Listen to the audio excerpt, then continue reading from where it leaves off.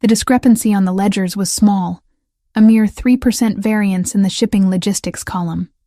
But to Nicholas Ricchetti, it screamed like a siren in a silent room. He sat in the high-backed leather chair of his office, the glow of 3 monitors casting sharp shadows across his face. It was 2:14 a.m. The rest of New York City might have been sleeping or drowning in the storm that raged outside, but Nicholas was dissecting the anatomy of a betrayal. 3% didn't happen by accident. 3% was theft disguised as incompetence, and he despised nothing more than a thief who lacked the courage to look him in the eye. He minimized the spreadsheet, the headache behind his eyes pulsing in time with the distant thunder rolling over Manhattan. His penthouse, a fortress of glass and steel perched 40 stories above the chaos, usually offered him clarity. Tonight, it felt suffocating. The air conditioning hummed a low, sterile note that grated on his nerves. He needed water. He needed to step away from the digital evidence of disloyalty before he decided which of his capos would answer for it in the morning. Pushing away from the obsidian desk, Nicholas stood and stretched, the expensive fabric of his dress shirt straining across his shoulders. He walked out of the office and into the hallway. The residence was dark, illuminated only by the faint, ambient city light filtering through the floor-to-ceiling windows. It was a space designed for intimidation, not comfort, minimalist, cold, and echoing with the kind of silence that money bought. The staff had been dismissed hours ago. The chef, the housekeepers, the assistants, they operated on a strict schedule that ensured Nicholas never had to interact with the domestic machinery of his own life. He preferred it that way. Invisibility was the highest standard of service. He reached the top of the floating staircase that spiraled down to the main living area. He took the first step, his bare feet silent on the polished stone, intending to head straight for the wet bar. But he stopped. A sound drifted up from the open-concept kitchen below. It was a soft, rhythmic scraping. Not the mechanical hum of an appliance, but the deliberate human noise of plastic against metal. Nicholas froze. His hand didn't go for a weapon. He was in his own home, behind 3 layers of biometric security. But his body shifted instantly into a state of predatory alertness. He hadn't authorized any overtime. The night cleaning crew wasn't due until tomorrow. He moved to the railing, looking down into the cavernous kitchen. A single light was on, the under-cabinet LED strip above the main island, casting a warm, focused pool of gold amidst the shadows. There was a woman standing there. Nicholas narrowed his eyes, adjusting to the gloom.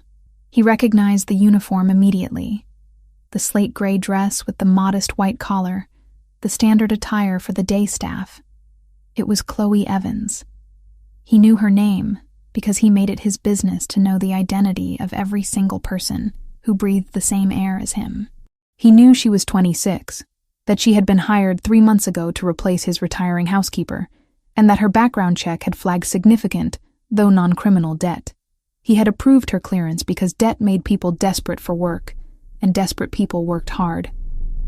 But she wasn't working. Nicholas descended the stairs, hugging the wall where the shadows were deepest. He stopped at the bottom, hidden by the partition of the living room, giving him a direct line of sight to the island. Chloe was hunched over the counter. She looked smaller than he remembered from the brief glimpses he'd caught of her in the hallways.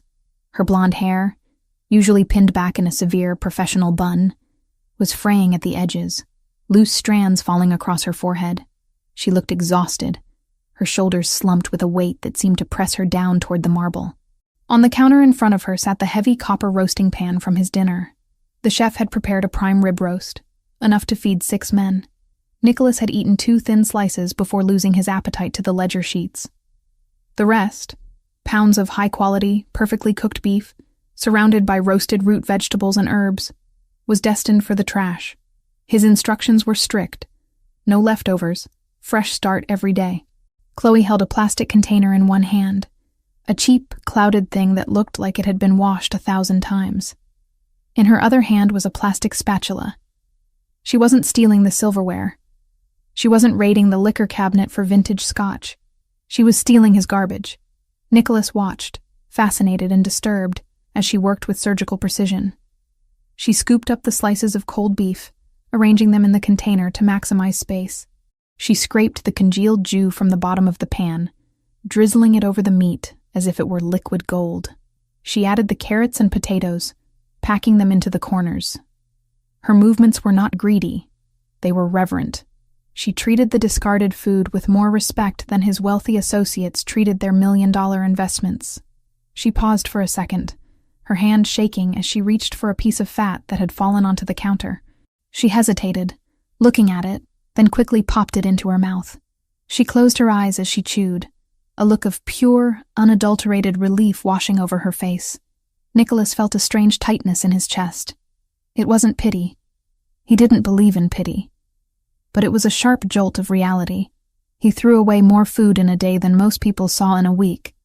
But seeing the physical act of someone salvaging it was jarring. Chloe sealed the container. She wrapped it in a paper towel, then another, likely to mask the heat or the smell. Though the food was cold. She opened a battered canvas tote bag that sat on the floor and shoved the container deep inside, beneath a folded sweater. Then, the cleanup began. This was the part that made Nicholas's eyes narrow. A thief who grabs and runs is acting on impulse. A thief who cleans up the crime scene is calculating. Chloe took the roasting pan to the sink. She didn't just rinse it. She scrubbed it. She dried it. She placed it in the dishwasher in the exact slot it belonged.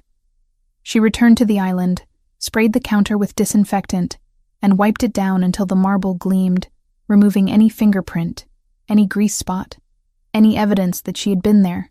She checked her watch. A cheap digital piece with a cracked face. Panic flickered in her eyes. It was late. Far too late for the buses to be running frequently. She grabbed her bag, clutching it to her chest like a shield, and hurried toward the service exit near the pantry. She moved with the silent, practiced gait of someone who spent her life trying not to be seen. The door clicked shut behind her. The kitchen was empty again. Pristine. Silent. Nicholas stepped out of the shadows and walked to the island. He ran a finger across the marble where the pan had been. It was spotless. If he hadn't been standing there, he would never have known she had taken anything. That was the problem. He stared at the service door. Why the secrecy? If she was hungry, why not ask? The chef threw this food away. Why risk her job, her security clearance, for leftovers? Unless it wasn't just about hunger. Unless the desperation ran deeper. His mind, trained to see threats in every shadow, began to spin scenarios. Debt. The background check had shown massive debt. A woman with that kind of financial leverage against her was a target. If she was sneaking around his house at 2 a.m. to steal meat, what else could she be pressured to take? How easy would it be for a rival family, the Gallows, or the encroaching Russian factions, to offer her $10,000 to slip a listening device under his desk, or to photograph the documents he left on the dining table? The theft of the food might be a test, a way to see if the internal sensors were active, a way to gauge the response time. Or maybe she was just hungry. The duality of the possibilities irritated him. Nicholas hated uncertainty. He needed to know the variable he was dealing with. Was Chloe Evans a starving innocent? Or was she a security breach waiting to happen? He turned and walked to the wall panel that controlled the exterior cameras. He punched in his code. The screen flickered to life, showing the service entrance on the side of the building. On the screen, Chloe pushed open the heavy steel door and stepped out into the deluge. The storm had intensified. Rain fell in sheets, blurring the gray scale of the camera feed. She had no umbrella. She pulled her thin coat tighter around herself, lowered her head, and began to run. She didn't head for the employee subway station. She was running toward the bus stop on the avenue, blocks away. She looked fragile. The wind whipped her clothes against her frame, showing how thin she actually was. Nicholas tapped the screen, zooming in. She wasn't running aimlessly. She was checking over her shoulder. Once. Twice. Paranoia? Or was she meeting someone? Damn it, Nicholas muttered. He couldn't let it go. If he went back to bed now, he'd be wondering about it all night. He needed to see where she went. He needed to see if she went to a frantic, poverty-stricken home, or if she met a handler in a black sedan around the corner. He spun around and headed for the private elevator that bypassed the lobby and went straight to the secure garage. He didn't call his security detail. This wasn't official business, and he didn't want Ethan asking questions about why the boss was tailing the cleaning lady. This was a personal exorcism of suspicion. The garage was cool and smelled of rubber and gasoline. Nicholas walked past the row of vehicles, the Ferrari he never drove, the Rolls-Royce for official functions, and stopped at the matte black SUV. It was armored, bulletproof, and nondescript enough to blend into the city traffic at night. He climbed in, tossing his phone onto the passenger seat. He keyed the ignition, the engine purring with a restrained power. He waited for the heavy gate to roll up, drumming his fingers on the leather wheel. He wasn't doing this to save her. He told himself that firmly. He was doing this to secure his perimeter. If she was compromised, he would fire her tonight. If she was just a thief, he would fire her tonight. He pulled out onto the wet asphalt of the street, the wipers slashing rhythmically against the windshield. He spotted her immediately. She was a dark shape moving against the blurred lights of the city, splashing through puddles, still clutching that bag of food as if it contained state secrets. She reached the bus stop just as the M15 lumbered into view, its headlights cutting through the rain. She boarded. Nicholas hung back, letting a taxi get between them. He kept his eyes on the taillights of the bus. He would follow her to the end of the line if he had to. He would see exactly what Chloe Evans was hiding in the dark, and he would decide her fate before the sun came up. The hunt was on. The windshield wipers of the armored SUV sliced through the deluge with a hypnotic, rhythmic thud, battling a storm that seemed intent on drowning the entire borough. Nicholas kept the vehicle 3 car lengths behind the city bus, his gloved hands loose on the steering wheel, but his eyes sharp, tracking the red taillights as they blurred in the downpour. He had left the polished steel and glass canyons of Manhattan behind miles ago. The scenery had shifted, deteriorating into the jagged skyline of the Bronx. Here, the buildings were lower, squatting in the darkness like bruised knuckles. Streetlights flickered intermittently, casting sickly yellow pools of light on cracked sidewalks where trash bags piled up like sandbags against a flood. This was not his territory. The Ricchetti family held influence here, certainly. Everyone paid tribute eventually. But the streets belonged to the scavengers, the low-level gangs, and the desperate. The bus hissed to a halt at a corner that looked desolate enough to be a film set for the end of the world. The hydraulic doors groaned open. Nicholas killed his headlights, plunging the SUV into the cover of shadows provided by a parked delivery truck. He watched. A single figure stepped off. Chloe Evans. From the climate-controlled safety of his vehicle, Nicholas analyzed her movements. She stepped into a puddle that submerged her sneakers instantly. She didn't flinch. She simply adjusted her grip on the canvas tote bag, pulling it high against her chest, shielding it with her body as if it contained bullion rather than cold roast beef.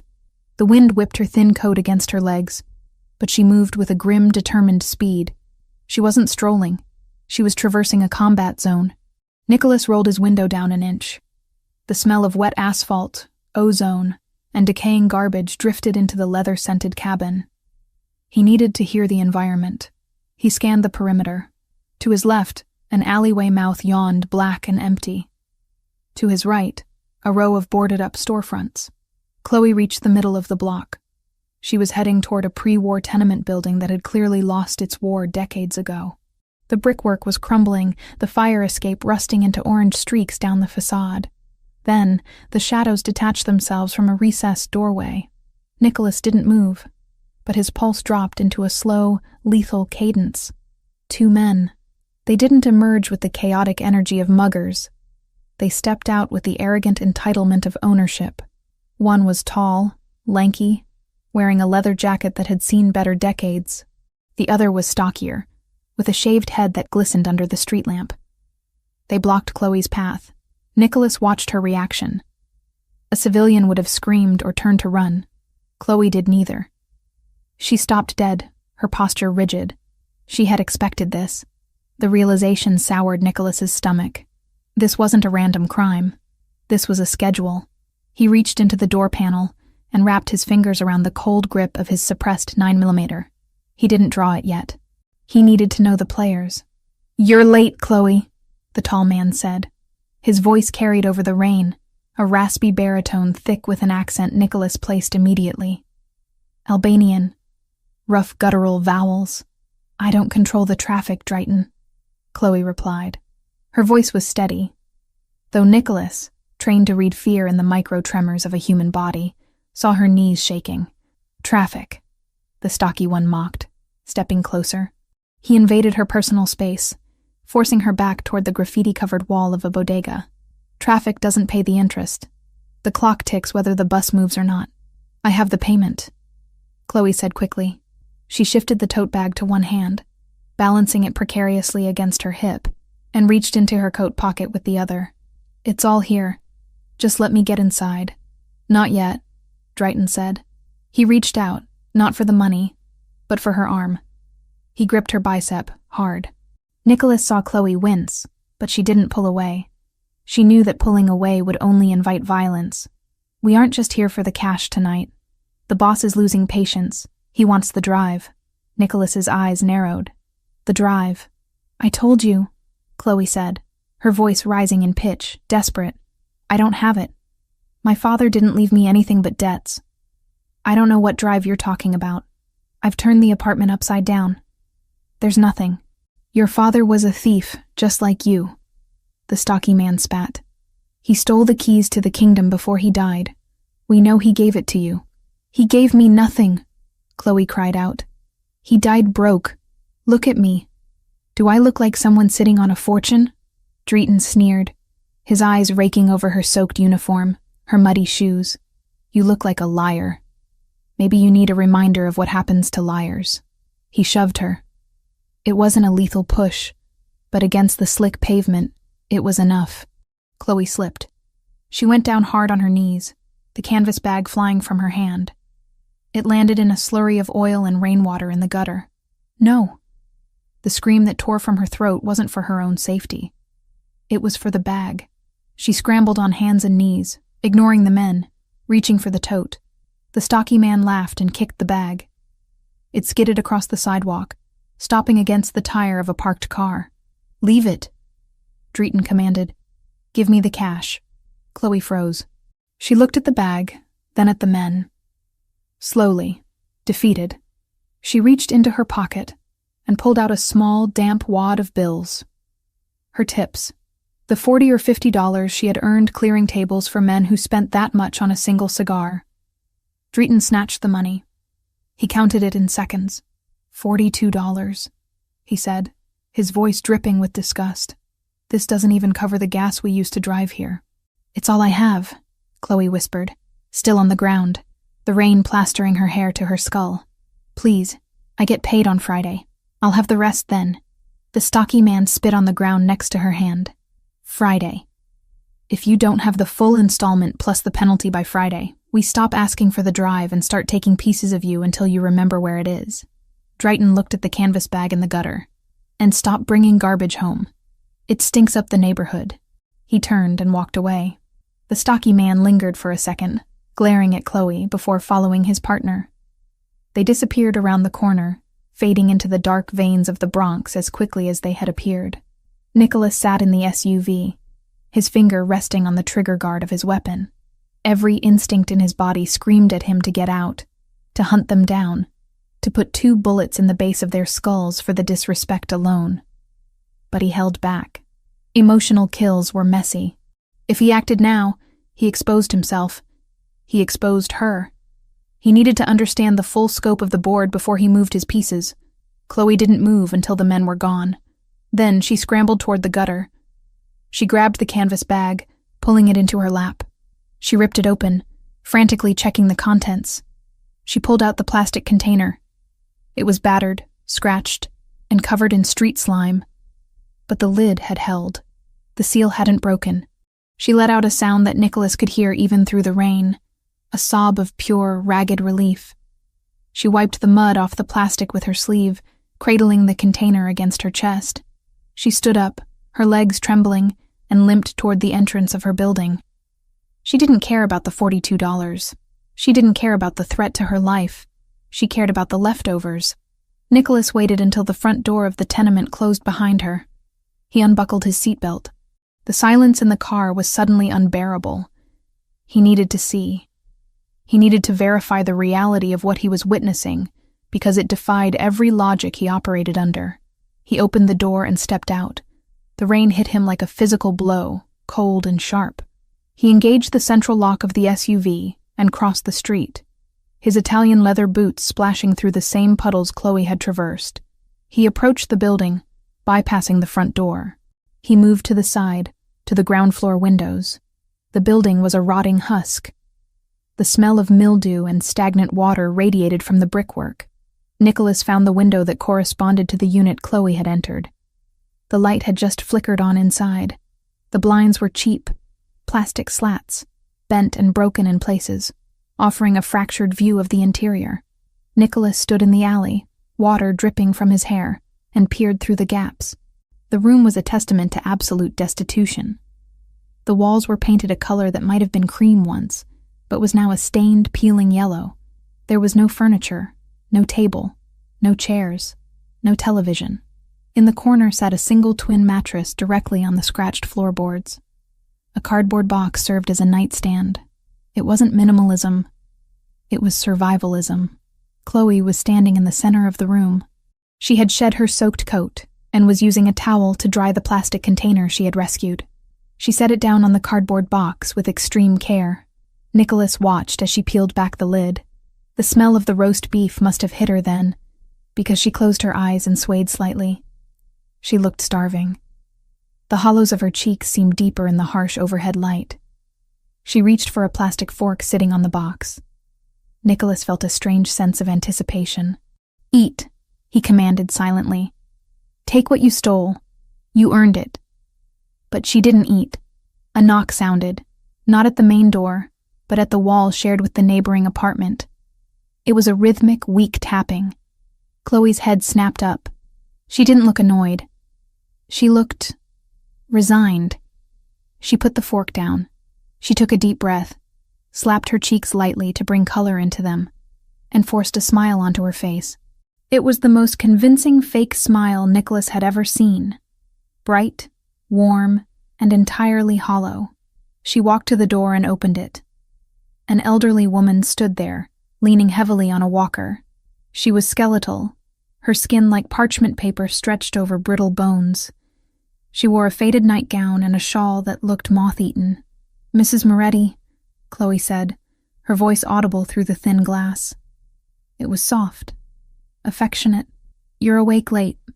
"The hunger wakes me, Kara," the old woman rasped.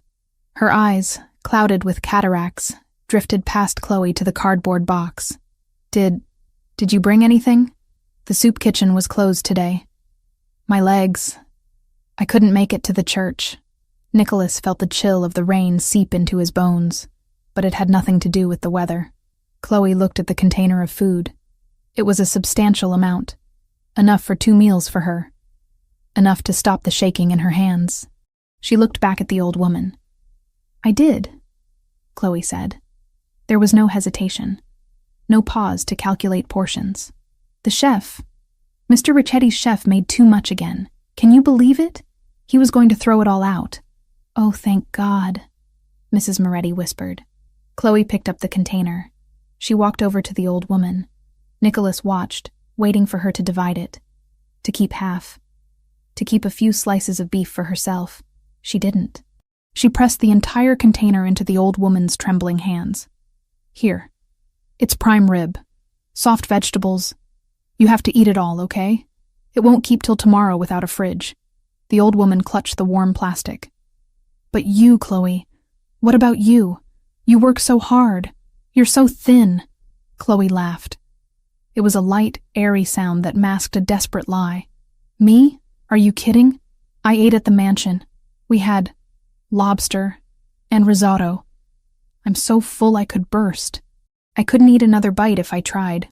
As she said it, Nicholas saw her hand subconsciously move to her stomach, pressing against it as if to silence a cramp. "Lobster," Mrs. Moretti echoed, her eyes wide.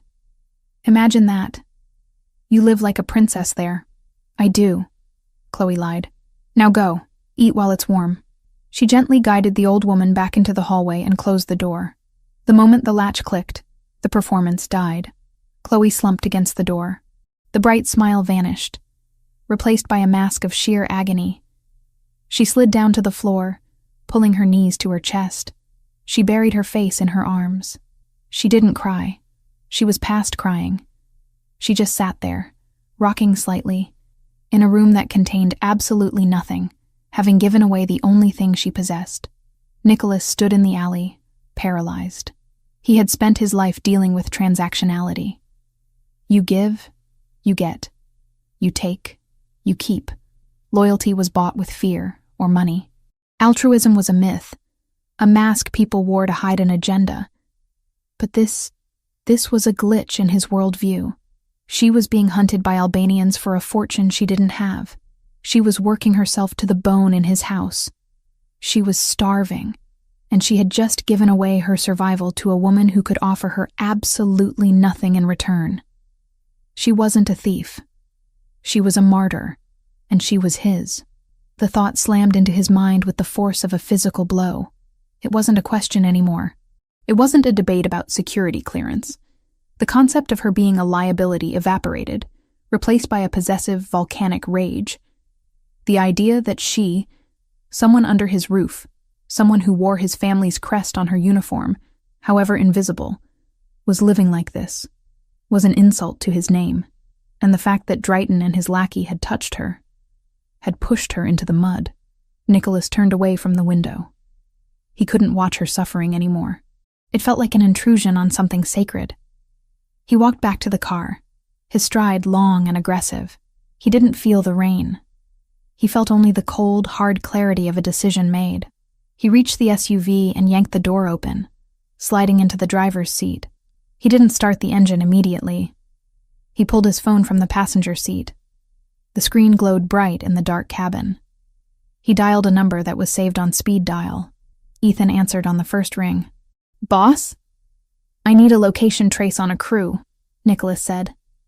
His voice was calm, terrifyingly so. It was the voice he used when he ordered hits. "Albanians, operating in the South Bronx. One goes by the name Drayton, tall leather jacket. Partner is stocky, shaved head.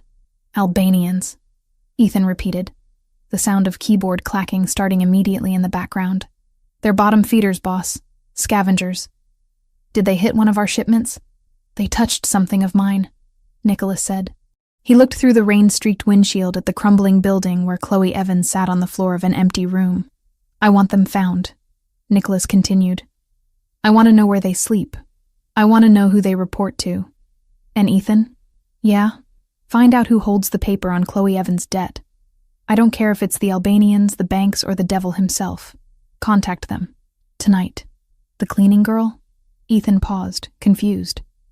"Boss, it's 3:30 in the morning. You want me to buy a Maid's debt?" "I want you to buy it all," Nicholas said, his eyes hard as flint. "Every cent. Principal, interest, penalties. Wire the funds. As of sunrise, she doesn't owe them a dime. She owes me." "Understood," Ethan said, the confusion replaced by professional obedience. "Consider it done." Nicholas hung up. He tossed the phone back onto the seat. He started the engine. The headlights cut through the darkness, illuminating the spot on the sidewalk where Chloe had fallen. He would not intervene tonight. He couldn't just walk in there and drag her out without terrifying her, or revealing that he had been stalking her. He needed to do this the right way, the Richetti way. Absolute control, absolute leverage. Tomorrow, she would walk into his office as a servant. She would walk out as something else entirely. He put the SUV in gear and pulled away from the curb, leaving the Bronx behind, but carrying the image of the woman in the empty room with him like a burning brand. The morning sun that filtered through the floor-to-ceiling windows of the penthouse was deceptive. It was bright, crisp, and bathed the sprawling living space in a light that suggested a fresh start, hiding the fact that the city below was still drying out from a storm that had nearly drowned it hours before. Inside the Richetti residence, the silence was absolute. It was not the peaceful silence of a home at rest, but the heavy, expectant silence of a courtroom before the gavel falls. Nicholas Richetti stood by the window in his private study, a mug of black coffee cooling in his hand. He hadn't slept. After leaving the Bronx, he had returned to the penthouse, showered the smell of rain and exhaust from his skin, and spent the remaining hours of darkness orchestrating a financial hostile takeover of a very specific, very small target. His phone buzzed on the obsidian desk. A single message from Ethan. Transaction complete. Wire confirmed. The paper is ours. Nicholas set the mug down. He didn't smile. Satisfaction was a dangerous emotion. It led to complacency. This wasn't a victory yet. It was merely the acquisition of a distressed asset. He adjusted the cuffs of his shirt. He had chosen charcoal gray today, severe and authoritative. He needed to be the wall she hit, not the pillow she landed on. He pressed the intercom button on his desk. Send her in. He didn't need to specify who. Ethan, who was waiting in the hallway, knew exactly who the meeting was with. A moment later, the heavy mahogany doors opened. Chloe Evans stepped inside. If Nicholas had expected her to look better after a few hours away from the rain, he was mistaken. She looked like a ghost haunting her own life. Her uniform was pressed, her hair pulled back into that severe, self-effacing bun, but the fatigue was etched into the pale skin beneath her eyes. Her hands were clasped in front of her, the knuckles white. She didn't look at the room, at the millions of dollars of art on the walls, or the view that commanded the skyline.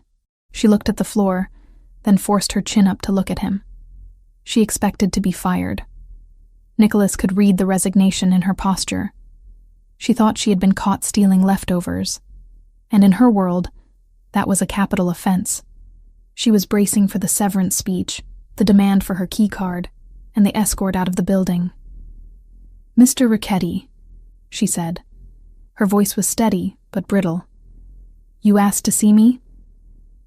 "Close the door, Chloe." She hesitated, then pushed the heavy wood until it clicked shut. The sound echoed like a gunshot in the large room. She walked forward, stopping a respectful distance from the desk, maintaining the invisible barrier that separated the staff from the employer. Nicholas didn't sit. He walked around the desk, leaning against the edge of it, crossing his arms.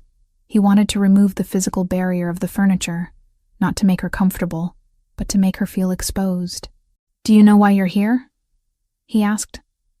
I assume it's about last night," she said, her gaze flickering to his for a second before dropping again. "The food. I know it's against policy to take anything from the premises. I deeply apologize. It won't happen again. I can pay for the ingredients out of my next paycheck if you— I don't care about the beef, Chloe." The interruption stopped her mid-apology. She blinked, confused. "Sir? I don't care about the carrots. I don't care about the plastic container you fished out of the recycling bin," Nicholas said, his voice low and devoid of inflection. "I care about the fact that my employee, who has passed a highest-level security clearance, was cornered by 2 Albanian enforcers on a street corner in the Bronx at 3:00 a.m. The color drained from Chloe's face so fast Nicholas thought she might faint. Her lips parted, but no sound came out. The professional mask shattered, revealing the terrified woman beneath. "How?" she whispered. "How do you know that? I make it my business to know where my liabilities lie." Nicholas lied smoothly. He wasn't going to tell her he had stalked her bus like a jealous ex-lover. He needed to be omniscient. "And you, Chloe, are a massive liability." He picked up a file folder from the desk and tossed it toward her. It slid across the polished black stone, stopping inches from her hand. "Open it." Chloe reached out, her fingers trembling. She opened the folder. Inside was a single sheet of paper. It was a transfer deed, a complex financial document that detailed the purchase of a debt obligation. $150,000. Nicholas recited the number as she read it. "Inherited from your father, Peter Evans. A gambling debt initially held by a bookie in Queens, then sold to the Dritten crew when the interest compounded beyond your ability to pay. You've been paying them 80% of your take-home pay for 2 years. At the current interest rate, you would have been paying them until you were 60, assuming they didn't kill you first." Chloe stared at the paper. The numbers were familiar nightmares to her, but the name at the bottom, the holder of the note, had changed. It no longer said Tirana Holdings LLC, the shell company the Albanians used. It said Richetti Global Ventures. She looked up, her green eyes wide with a panic that was bordering on hysteria. You bought it? I did. Why? The word tore out of her throat. Why would you do that? Because the Drayton crew is sloppy, Nicholas said, pushing off the desk and taking a step toward her. They are loud. They are violent. And last night they put their hands on you. You work for me, Chloe. Nobody touches what belongs to me. He saw the flinch when he said, belongs to me. He ignored it. He needed her to understand the new reality. I contacted their leadership this morning, Nicholas continued. The debt has been settled in full. You no longer owe the Albanians a single cent. Drayton has been informed that if he or any of his associates come within 500 yards of you, it will be considered an act of war against the Richetti family. For a second, the relief on her face was palpable. The crushing weight of the thugs, the fear of the late-night knock on the door, the physical threat. It was gone. But then the second realization hit her. The debt wasn't gone. It had just moved. She looked at him, and the fear returned. Different this time. Sharper. So I owe you, she said quietly. I owe you $150,000, plus the administrative fees for the transfer, Nicholas added coldly. Yes. Chloe swallowed hard. She straightened her spine. It was a reflexive movement, a gathering of dignity in the face of disaster. I can't pay you the lump sum, obviously, but I can continue the payment plan I had with them. I can give you the cash every Friday. No, sir, I promise I'm good for it. I've never missed a week. I don't want your cash, Chloe, Nicholas said. I don't need your $40 in tips. It's insulting to both of us. Then what do you want? Nicholas walked around her, circling her like a shark. I want security. A compromised employee is a danger to my operation. Living in a tenement in the Bronx, vulnerable to extortion, starving yourself, that makes you weak. I don't employ weak people. He stopped in front of her. Here are the new terms of your employment. Effective immediately, your salary is tripled. Chloe's head snapped up. Tripled. It will be deducted directly from your debt, Nicholas clarified. You will not handle the money. It goes from payroll to the ledger. This will pay off the principal in 3 years, not 30. Furthermore, you are evicted from your current apartment. What? You will live here, Nicholas said, gesturing to the ceiling. The staff quarters in the East Wing are empty. You will move in today. You will be provided with 3 meals a day by the kitchen staff. Fresh meals, Chloe, not garbage from the bin. You will have security. You will have a safe place to sleep. In exchange, you are available to me 24/7. If I need the library cleaned at midnight, you clean it. If I need coffee at 4 a.m., you brew it. You belong to the house until the debt is cleared. He waited for the gratitude. It was a golden cage, yes, but it was a palace compared to the hell she was living in. He was offering her safety, food, and a way out of the hole her father had dug. But Chloe didn't say thank you. She stepped back, shaking her head. I can't. Nicholas frowned. The refusal was unexpected. Excuse me? I can't accept, Chloe said, her voice shaking but firm. I can't live here. Nicholas felt a spark of irritation. Was she stupid? Did you not hear me? I just offered you a life raft. You prefer the gutter? It's not about me, Chloe cried out, the professional veneer cracking completely. I can't leave.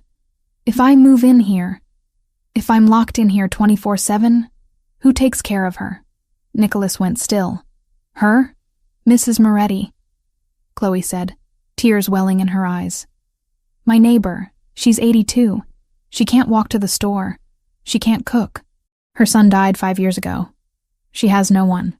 I'm the one who brings her food. I'm the one who helps her with her medication. She took a breath, a ragged sound. Last night, the food I took, it wasn't for me. It was for her. I can't leave her alone in that building. She'll starve, or she'll fall and no one will find her for days. I can't do that. I won't do that. Not even for safety, not even for the money. She looked at him with a fierce, desperate defiance. If the condition is that I have to abandon her, then I choose the debt. I'll take my chances with Drayton. Nicholas stared at her. He had expected negotiation. He had expected relief. He had not expected this. She was rejecting $1 million lifestyle and safety from killers because an old woman she wasn't related to needed help with groceries. It was the most irrational, inefficient, and utterly noble thing he had ever heard. The irritation vanished, replaced by a strange warmth in his chest that he recognized from the night before. He had been right about her. She wasn't just staff. She was rare. He walked back to his desk. He picked up his phone. "I know," he said softly. Chloe blinked, wiping a tear from her cheek. You know? I know the food was for her," Nicholas said. He tapped the screen of his phone and turned it around to face her. "And I know that she prefers oatmeal for breakfast." Chloe froze. She looked at the screen. It was a video feed. A high-resolution clip taken from a cell phone, likely recorded only an hour ago. It showed the hallway of her tenement building. The door to Mrs. Moretti's apartment was open. Inside, the old woman was sitting at a small table Nicholas hadn't seen the night before. Someone must have brought it in. There were bags of groceries on the floor. A man in scrubs, a nurse, was checking her blood pressure. "Mrs. Moretti," the nurse was saying in the video, his voice clear. "Mr. Ricchetti has arranged for a delivery service to bring your meals twice a day, and I'll be stopping by every morning to check your vitals and manage your prescriptions. Everything is paid for." The old woman in the video looked confused but beamed. "Chloe sent you? She's such a good girl." "Yes," the nurse said. Chloe arranged everything. Nicholas tapped the screen, pausing the video. He looked at Chloe. She was staring at the frozen image of her neighbor, safe, fed, and attended to. Her mouth opened, but no words came out. She looked from the phone to Nicholas, her expression cycling through shock, disbelief, and finally, a profound, shattering realization. "You," she stammered. "You sent people there?" "This morning, I solve problems, Chloe," Nicholas said, his voice dropping an octave, becoming intimate in the vast room. "You were worried about the neighbor. That was the obstacle preventing you from being effective for me. So I removed the obstacle. Mrs. Moretti has a full-time care plan, paid for 6 months in advance. She is safer now than she ever was with you bringing her scraps." He set the phone down. "Now," he said, "are there any other reasons why you cannot accept my terms?" Chloe stood there for a long moment. The fight went out of her. The tension that had been holding her upright seemed to dissolve, leaving her looking smaller, but lighter. She looked at Nicholas, really looked at him, not as the terrifying boss, but as the man who had seen the one thing she cared about more than herself and protected it. She took a step forward. She didn't bow. She didn't cower. "No," she whispered. "No other reasons." She took a deep breath, and her eyes locked onto his. They were wet, glassy with unshed tears, but clear. "Thank you," she said. The words hung in the air. It wasn't the polite, "thank you" of a servant accepting an order. It was raw. It was the sound of a person who had been drowning for years, finally feeling the ground beneath their feet. "Thank you for saving me," she added, her voice cracking slightly. "And thank you for saving her. Nobody has ever done anything like that for me." Nicholas felt a muscle in his jaw twitch. He wasn't used to gratitude. He was used to fear, respect, and transaction. This felt different. It felt heavy. "It's an investment," he said roughly, looking away, breaking the intensity of her gaze. He needed to reassert the boundaries. "I protect my assets. Don't read into it." "I will work," Chloe said, ignoring his deflection. "I will work until every cent is paid. I promise you. You won't regret this." "I better not," Nicholas said. He pressed a button on his desk phone. "Ethan will show you to your quarters. You start immediately. Go pack your things from the apartment. Take a security team with you. Do not go alone." "Yes, sir." Chloe turned to leave. At the door, she paused. She looked back at him, her hand on the brass handle. She looked different than she had 5 minutes ago. The haunted look was gone, replaced by a quiet, fierce determination. "I won't let you down, Nicholas," she said. She slipped out before he could correct her for using his first name. Nicholas stood alone in the silence of his office. He looked at the closed door. He picked up his coffee, which was now cold. He drank it anyway. He had bought her debt to own her, to control the variable. That was the logic. That was the strategy. But as he replayed the way she had looked at the video of the old woman, and the sound of her voice when she said, "Thank you," he had the unsettling suspicion that the transaction wasn't as one-sided as he thought. He had brought her into his house to keep her under his thumb, but he had a feeling that having Chloe Evans under his roof was going to be infinitely more dangerous than having her on the street. He sat down at his desk and pulled up the security feed of the hallway. He watched her walking toward the elevators with Ethan. She was walking taller. "Make it worth it," he whispered to the screen. He turned back to his work, but the numbers on the screen blurred. For the first time in years, the silence of the penthouse didn't feel empty. It felt like the calm before a very different kind of storm. The transition from the tenement in the Bronx to the east wing of the Ricchetti penthouse was jarring, not because of the luxury, but because of the silence. For a week, Chloe Evans had lived in a world of muted tones and hushed footsteps. The constant grinding noise of poverty, the sirens, the shouting neighbors, the rattle of the radiator, was gone, replaced by the hum of central air and the terrifying quiet of a house that held too many secrets. Chloe did not treat this new life as a vacation. She treated it as a deployment. Nicholas had bought her debt. He had tripled her salary. He had ensured Mrs. Moretti was safe. In exchange, he demanded ownership of her time. Chloe gave it to him with a ferocity that bordered on obsession. She was awake at 5 a.m., pressing his shirts before the dry cleaners even opened. She was in the library at midnight, organizing books by subject and author, ensuring the spines were perfectly aligned. She scrubbed, she polished, and she organized, driven by a paralyzing fear that if she stopped being useful for even a second, the debt would swallow her whole again. Nicholas watched her. He didn't say much. He was a man who communicated in directives and silence. He would sit at the head of the long dining table, reading reports on his tablet while she poured his coffee, his dark eyes tracking her movement. He noticed that she moved differently now. The hunch of desperation was gone, replaced by a stiff, military-grade efficiency. She wasn't starving anymore. The chef fed her 3 balanced meals a day. But she ate quickly, as if she expected the plate to be snatched away. It was Tuesday evening, 7 days after she had moved in. The storm that had brought them together was a distant memory, replaced by the humid heat of a New York summer. Nicholas was in his home office, the nerve center of his empire. The room was a disaster of paper. For a man who prided himself on control, his physical filing system was archaic. He didn't trust the cloud with his most sensitive financial data. He trusted paper, which could be burned. But right now, the paper was winning. "Chloe," he said into the intercom. She appeared in the doorway less than 30 seconds later. She was wearing the uniform, a crisp black dress today, not the gray one, and her hands were clasped behind her back. "Yes, Mr. Ricchetti? I need this cleared," Nicholas said, gesturing to a stack of boxes near the shredder. "These are financial records from the chaotic quarter of 2021. The statute of limitations for my internal audits has passed.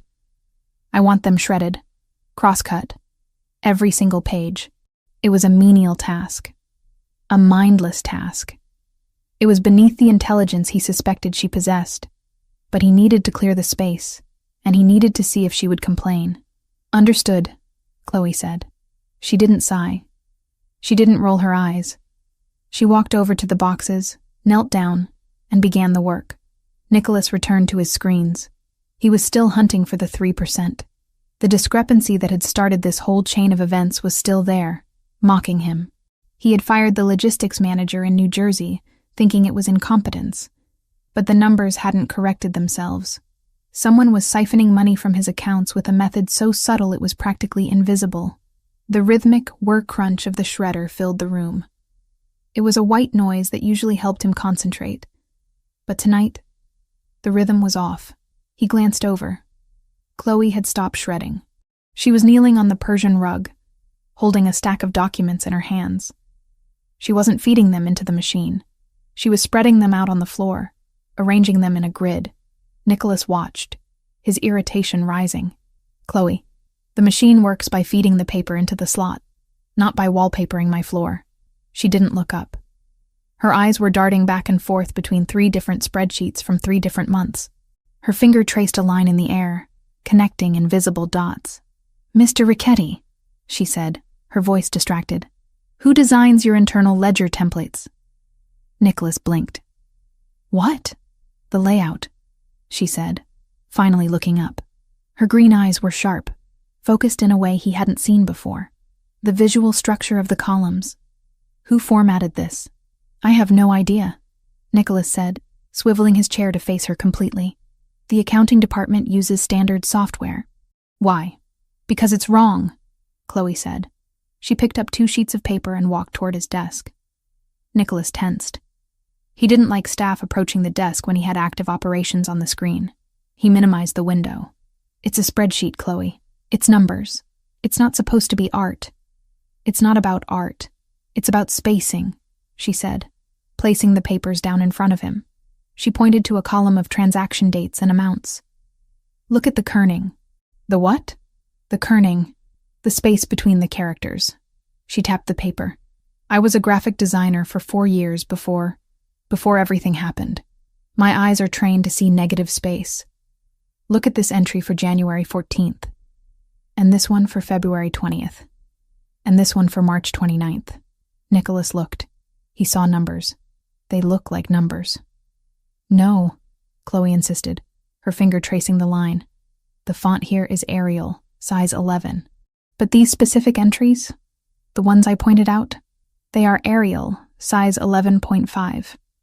It's a microscopic difference. To a normal eye, it just looks like the ink bled a little, or the printer was dirty. But it's not ink bleed. It's digital." She grabbed a 3rd sheet. "I saw the pattern on the floor. It's visual rhythm. These slightly larger entries, they aren't random. They appear in a sequence. 1, 1, 2, 3, 5, 8. Nicholas frowned. "The Fibonacci sequence." "Exactly," Chloe said. "Whoever is inputting this data is using a slightly modified font size to tag specific transactions. It's a marker. A visual code that wouldn't show up in a mathematical audit because the numbers themselves balance out in the grand total. But visually, it's screaming." Nicholas felt a cold chill slide down his spine. He pulled the papers closer. He looked at the entries she had identified. January 14th. A payment to a shell company for consulting. February 20th. Another payment, slightly larger. If you add up only the transactions with the size 11.5 font, Chloe said, her voice gaining confidence, "I bet you'll find you're missing money." Nicholas didn't speak. He grabbed his keyboard. He pulled up the master file for 2021. He didn't look at the math. He looked at the metadata of the font rendering. It took him 3 minutes of rapid typing to run a script that isolated the font irregularities. The screen populated a list. Total value of flagged transactions, $4.2 million. Nicholas sat back in his chair. The leather creaked loudly in the silent room. He stared at the number. He had spent weeks looking for a mathematical error, a hacking intrusion, a mole transferring funds. He hadn't found it because the thief hadn't changed the numbers. They had simply hidden the theft in plain sight, using a visual trick that only someone obsessed with typography would notice. He looked up at Chloe. She was standing there, hands clasped again, looking slightly terrified that she had overstepped. She was a maid. She was supposed to be shredding this evidence, not analyzing it. "You found it," Nicholas said softly. "My team of forensic accountants, who cost me $50,000 a month, missed this. And you found it while trying to destroy the paper. It just looked unbalanced," Chloe murmured. "Bad design always catches my eye. It creates tension on the page." Nicholas stood up. He walked around the desk. He stopped in front of her, forcing her to look up at him. "You were a designer?" he asked. "A professional?" "Senior designer at Sterling & Cooper," Chloe said, a ghost of pride entering her voice. "I was up for art director before my father got sick. Then the debt. I couldn't keep the job and work the extra shifts I needed to pay the interest. I lost my portfolio. I lost everything." Nicholas looked at her hands that he had watched scrub toilets and scrape leftovers. hands that had just solved a $4 million puzzle because they knew the difference between font sizes. "You are wasting your time," Nicholas said. Chloe flinched. "I'm sorry. I'll go back to the shredder." "No," Nicholas said sharply. "You are wasting your time cleaning my house." He turned and walked to the wall safe hidden behind a panel of oak. He punched in the code and pulled out a sleek black laptop. It was a secure terminal, military-grade encryption, worth more than the entire building she used to live in. He walked back and held it out to her. "Take it." Chloe stared at the device. "Sir? This is yours now," Nicholas ordered. "You are done with the uniform. You are done with the shredder. As of this moment, your role in this household has changed." "Changed to what?" "Analyst," Nicholas said. "I have 5 years of financial records that need to be visually scrubbed. If they used this trick in 2021, they used it elsewhere. I want you to go through everything, every ledger, every invoice, every shipping manifest. You find the patterns. You find the bad design." Chloe reached out and took the laptop. It was heavy in her hands. It felt like a weapon. It felt like a lifeline. I can do that," she whispered. "I can definitely do that." "Good," Nicholas said. He checked his watch. It was 8 p.m. "Have you eaten?" "No, sir. I was waiting to finish the filing." Nicholas pressed the intercom button. "Chef, send up dinner. For 2, in the office." He paused. "What do you want, Chloe? And don't say salad."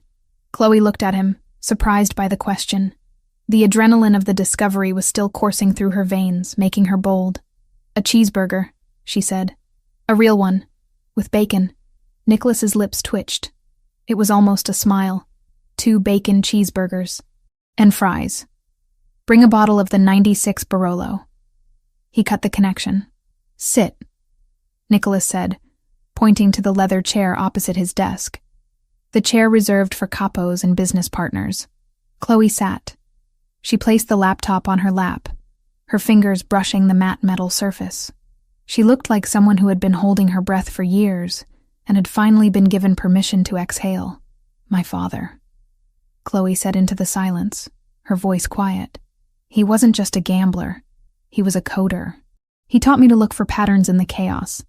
He used to say that the world is just data waiting to be organized." Nicholas sat on the edge of his desk, looking down at her. "He taught you well. It's a shame he didn't apply that logic to his own finances." "He tried," Chloe defended him, though the anger was gone. He saw patterns that weren't there. He thought he could beat the system." "You can't beat the system," Nicholas said. "You can only own it." The food arrived 20 minutes later, carried by a confused-looking server who wasn't used to seeing the maid sitting in the client chair. Nicholas dismissed him with a wave. They ate in the office, surrounded by the smell of old paper and expensive wine. It was a surreal tableau. The Mafia Don and the cleaning lady, eating burgers with their hands while a $4 million theft lay exposed on the desk between them. "This Fibonacci trick," Nicholas said, dipping a fry into ketchup. "It suggests the thief is educated. This isn't a thug skimming cash. This is someone who went to art school or engineering school.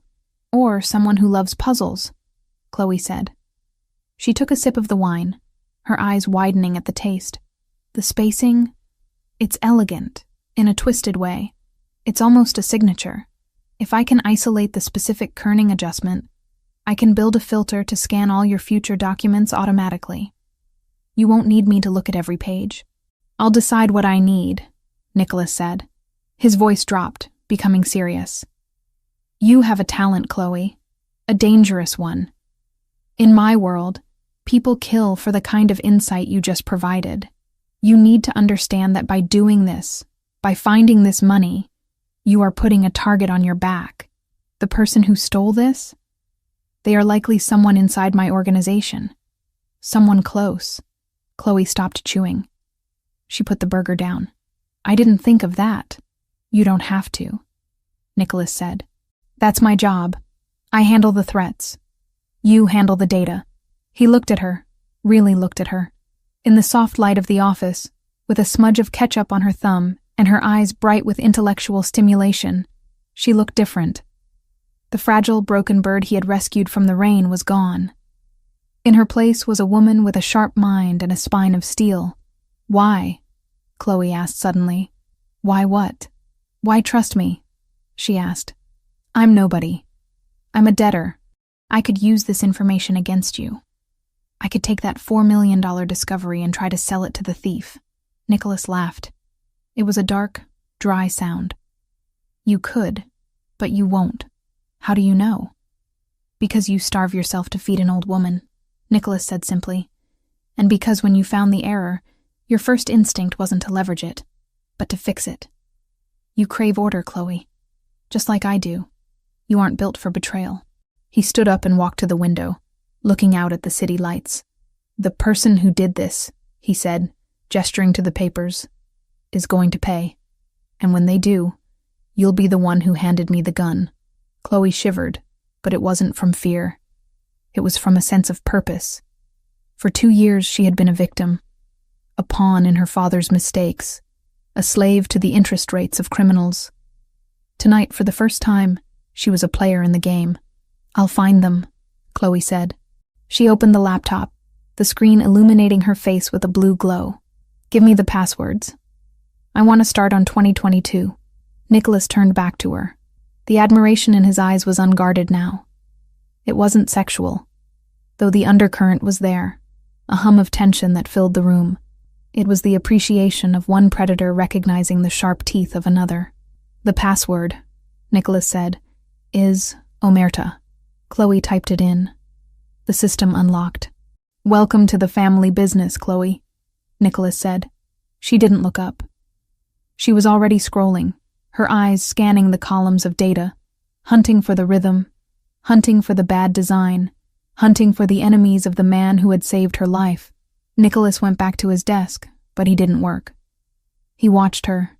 He watched the way she bit her lip when she concentrated. He watched the way her fingers flew across the trackpad. He realized with a start that he wasn't just observing an employee. He was observing a partner. And the realization terrified him more than any assassin ever could. Because partners were weaknesses. Partners were people you couldn't afford to lose. Chloe, he said. She paused, looking up. Yes? The blue dress, he said. The uniform. Burn it. Sir? You don't wear a uniform anymore, Nicholas said firmly. Tomorrow you go shopping. Buy clothes that fit your new station. Buy clothes that make you feel like the woman who just outsmarted my entire accounting department. Chloe touched the collar of her dress self-consciously. Okay. And Chloe? Yes? Get the green one, Nicholas said, his voice low. The color you were wearing in your head when you stared at those numbers. It suits you. He didn't know how he knew that color would suit her. He just knew. Chloe smiled.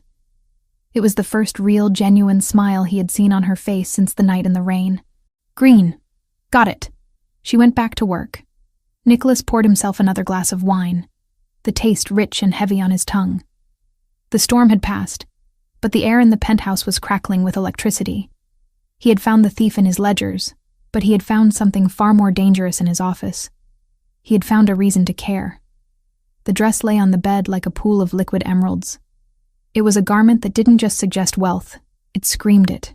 The fabric was a heavy, vintage silk that caught the light with every subtle movement, shifting from deep forest green to a vibrant, piercing jade. It had long sleeves, a high neck that spoke of modesty, and a back that plunged dangerously low. A deliberate contradiction designed to confuse and captivate.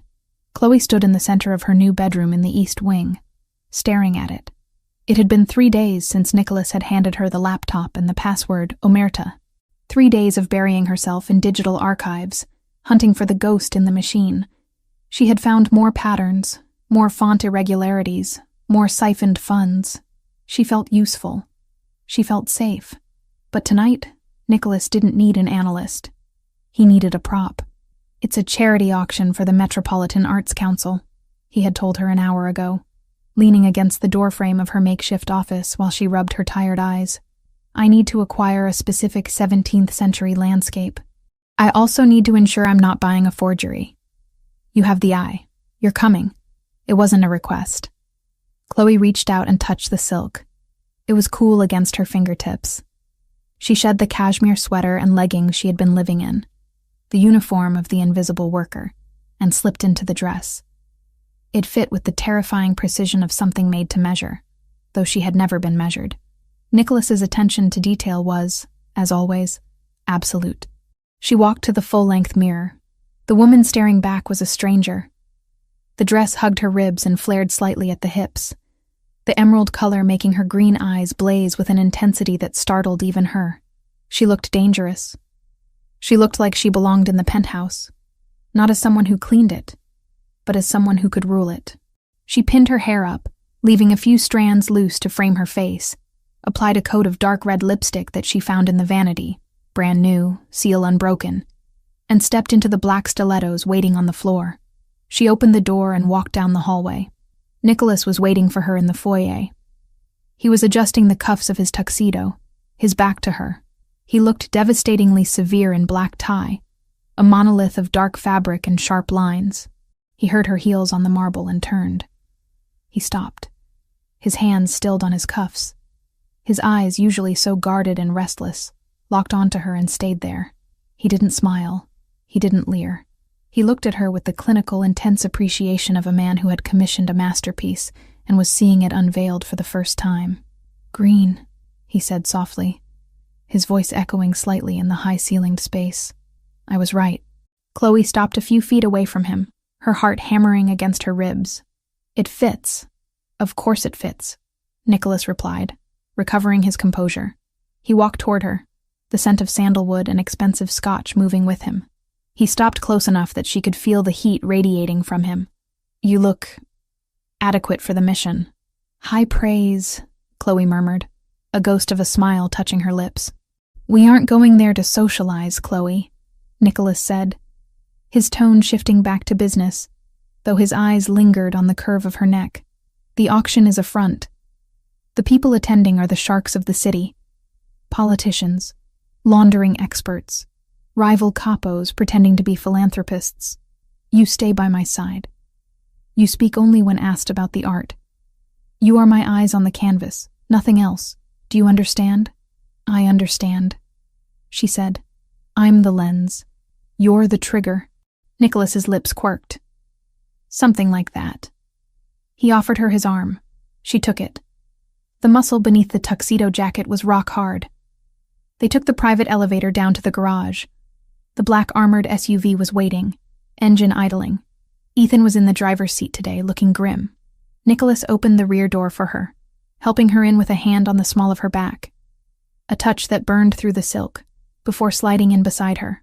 The door sealed with a heavy, pressurized thud that shut out the world. "The Pierre Hotel," Nicholas ordered. The car moved out into the city night. It wasn't raining tonight, but the air was thick with humidity, a heavy blanket that trapped the heat of the day against the asphalt. The city lights smeared across the tinted bulletproof windows. Inside the cabin, the tension was palpable. Chloe sat stiffly, careful not to wrinkle the silk. Nicholas was typing on his phone, his thumb moving rapidly. "The Fibonacci patterns," he said without looking up.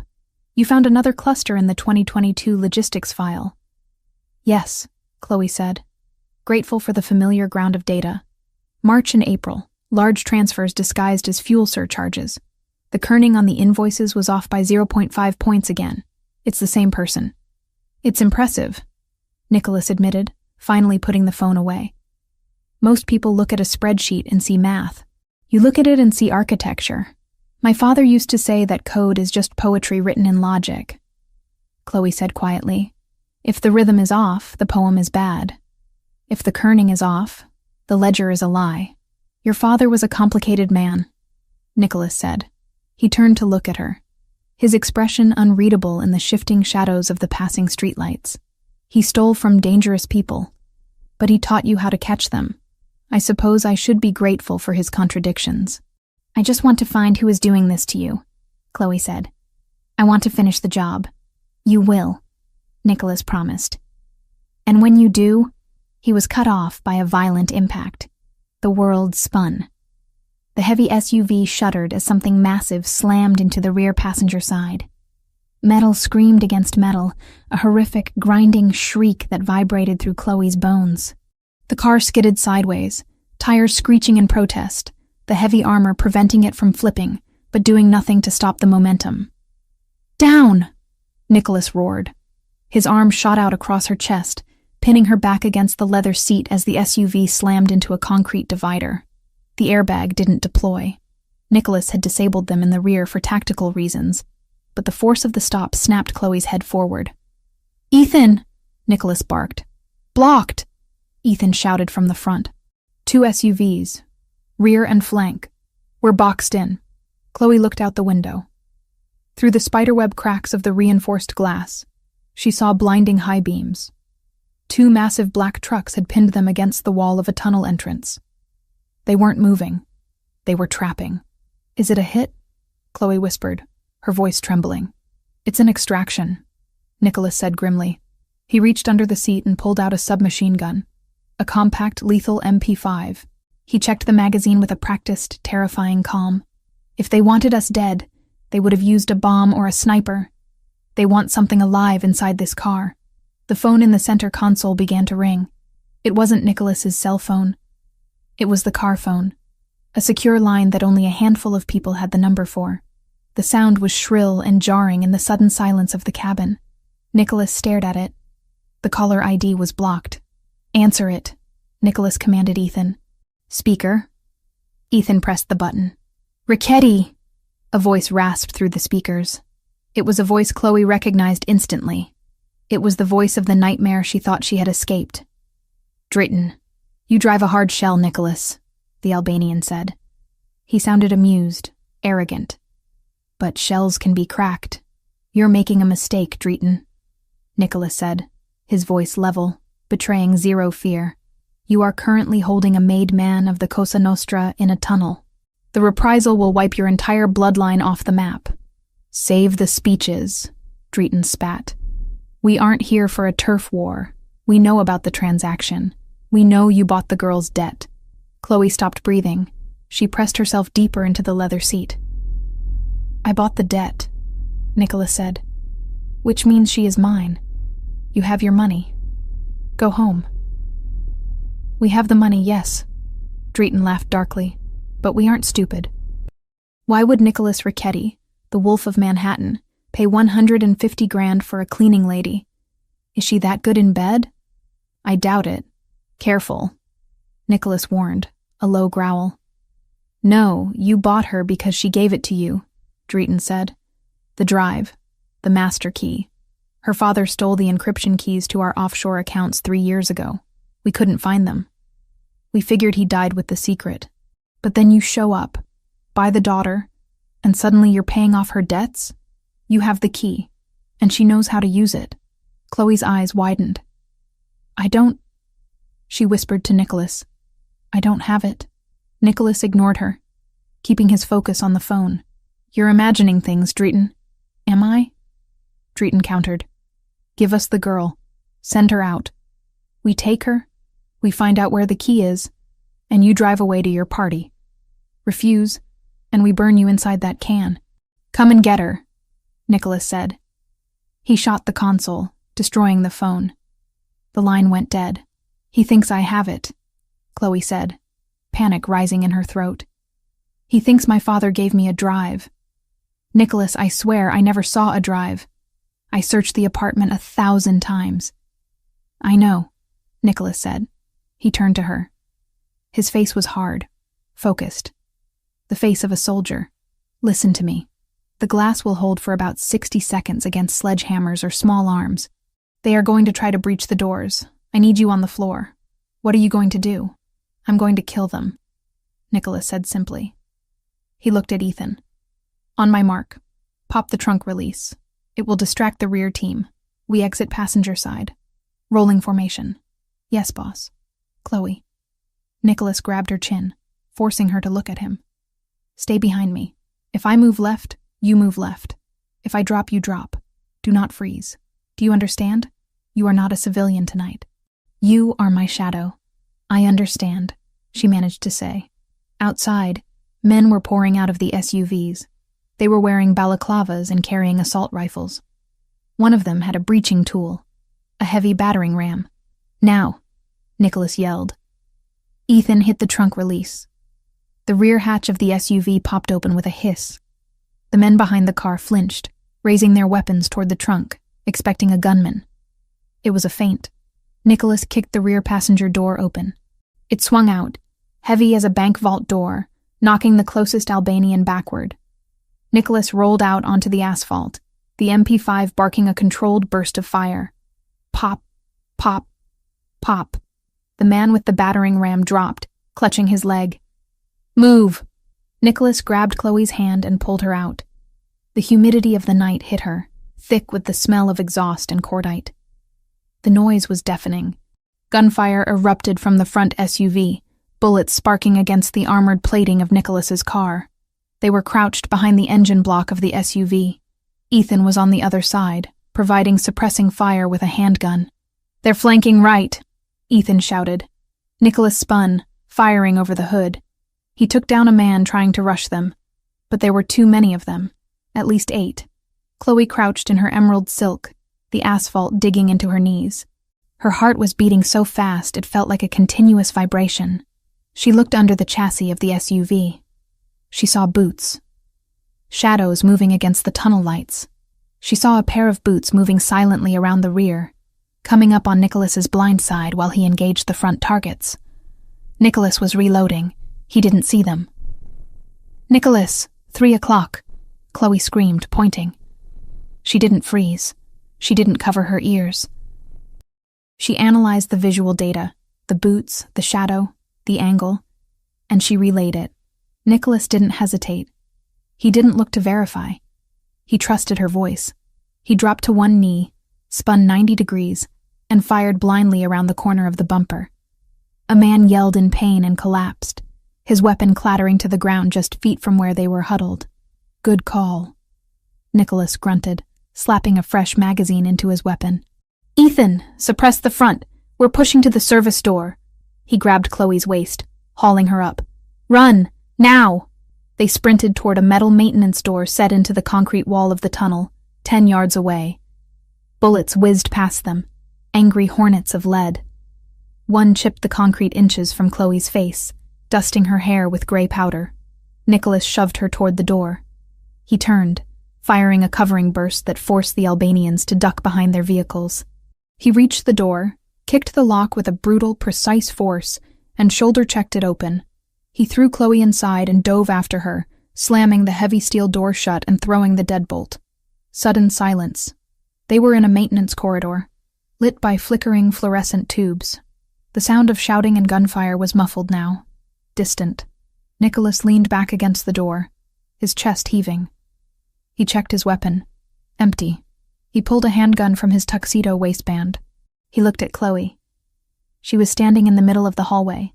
The emerald dress was ruined, torn at the hem, stained with grease from the car door, and covered in concrete dust. Her hair had come loose, falling in wild waves around her face. She was trembling, the adrenaline crash beginning to hit. But she was alive, and she hadn't screamed. Nicholas holstered his gun and walked over to her. He grabbed her shoulders, his grip bruising.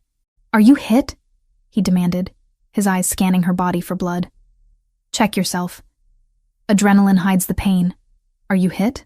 Chloe looked down at herself. She ran her hands over her ribs, her legs. No, I'm okay. She looked up at him. "You shot them. They were trying to take you," Nicholas said, his voice raw. "I would burn the whole city before I let them put you in a van." "They think I have the key," Chloe said, her voice shaking. "Nicholas," Drayton said, "he said my father stole the encryption keys. He said that's why you bought me." "He's wrong," Nicholas said firmly. "I bought you because I wanted you. But the key..." Chloe's eyes darted around the hallway, her mind racing, connecting dots that she hadn't seen before. "My father. He didn't leave a drive. He knew they would tear the apartment apart. He knew they would check my bags. He never used hardware. He hated hardware. Chloe, focus. We need to move." "No, wait." She grabbed his lapels, pulling him closer. Her eyes were manic, brilliant. "The paintings, in the basement, the ones I brought from the apartment." Nicholas frowned. "The canvases? The ugly, abstract ones?" He painted them, Chloe said breathlessly. He started painting them 6 months before he died. He said it was therapy, but he was terrible at art.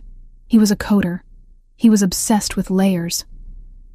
She looked at Nicholas, the realization hitting her like a physical blow. Steganography, she whispered. Hiding data inside images. The patterns, the brushstrokes. He didn't leave a drive. He painted the code. The key to the Albanian accounts. It's hanging on the wall in your basement. Nicholas stared at her. The gunfire outside had stopped. Sirens were approaching. The police were coming. But the real bomb had just been dropped in the hallway. If she was right, Chloe Evans wasn't just a debtor. She was the unwitting owner of a digital weapon worth millions. And she was standing in a torn emerald dress, looking at him not with fear, but with the exhilaration of a puzzle finally solved. We have to go back, Chloe said. We have to decode them before Drayton figures it out. Nicholas let out a short, sharp breath. He reached out and brushed the concrete dust from her cheek. His thumb lingered on her lower lip for a second. You really are your father's daughter, he murmured. He took her hand, interlacing their fingers. It wasn't a protective grip anymore. It was a partnership. Let's go home, Nicholas said. We have some art to critique. He led her down the corridor, deeper into the dark, away from the wreckage of the ambush, and toward the revelation that would change everything. The gala was forgotten. The real show was waiting in the basement of the penthouse. The silence inside the penthouse was different now. It wasn't the heavy, suffocating silence of secrets that had filled the space weeks ago, nor was it the sterile quiet of a luxury hotel. It was the vibrating, pressurized silence that follows an explosion. The air felt charged, as if the molecules themselves were still shaking from the gunfire in the tunnel. Nicholas leaned against the marble island in the kitchen, his tuxedo jacket discarded on a bar stool, his shirt unbuttoned halfway down his chest. His breathing had slowed, but the adrenaline was still visible in the tightness of his jaw and the way his eyes tracked Chloe as she moved. There was a shallow gash on his left forearm, a graze from a bullet fragment or a piece of jagged metal from the car door. It was bleeding sluggishly, staining the white cuff of his shirt a stark, violent crimson. Sit, Chloe said. Her voice was steady, though her hands trembled slightly as she set a first aid kit on the counter. It's a scratch, Nicholas dismissed, reaching for a bottle of whiskey. I've had worse shaving. I said sit, Nicholas. He paused, the bottle halfway to a glass. He looked at her. She was a mess of ruined elegance. The emerald silk dress was torn at the hem, dusted with gray concrete powder, and stained with grease. Her hair was a wild halo around her face, and there was a smudge of dirt on her cheekbone. But her eyes were fierce, commanding in a way he had never seen before. She wasn't asking him as a maid. She was ordering him as a partner who had just survived a kill zone with him. Nicholas set the bottle down. A corner of his mouth ticked up. Yes, ma'am. He sat on the stool. Chloe moved into his space. The scent of her, vanilla, concrete, and fear, filling his senses. She poured antiseptic onto a cotton pad. This will sting, she warned. Do your worst. She pressed the pad to the wound. Nicholas didn't flinch, didn't even blink. He just watched her face. He watched the way her brow furrowed in concentration, the way her teeth worried her lower lip. He watched the dexterity of her fingers that could clean a mansion, spot a font error in a ledger, and now, dress a wound. Drayton was right about one thing, Nicholas said quietly, breaking the silence. Your father was a genius, but he was wrong about the drive. If Peter Evans had a digital key worth $50 million, he wouldn't have died in a charity ward owing money to low-level thugs.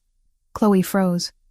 She taped the gauze over his arm, her hands lingering on his skin for a heartbeat longer than necessary. She looked up, her eyes wide and searching. He didn't die because he was broke, she whispered, the realization cementing itself in her mind. He died because he was waiting. Waiting for what? For me to be safe, Chloe said. She stepped back, pacing the small area of the kitchen floor, her mind racing faster than it ever had during the ambush.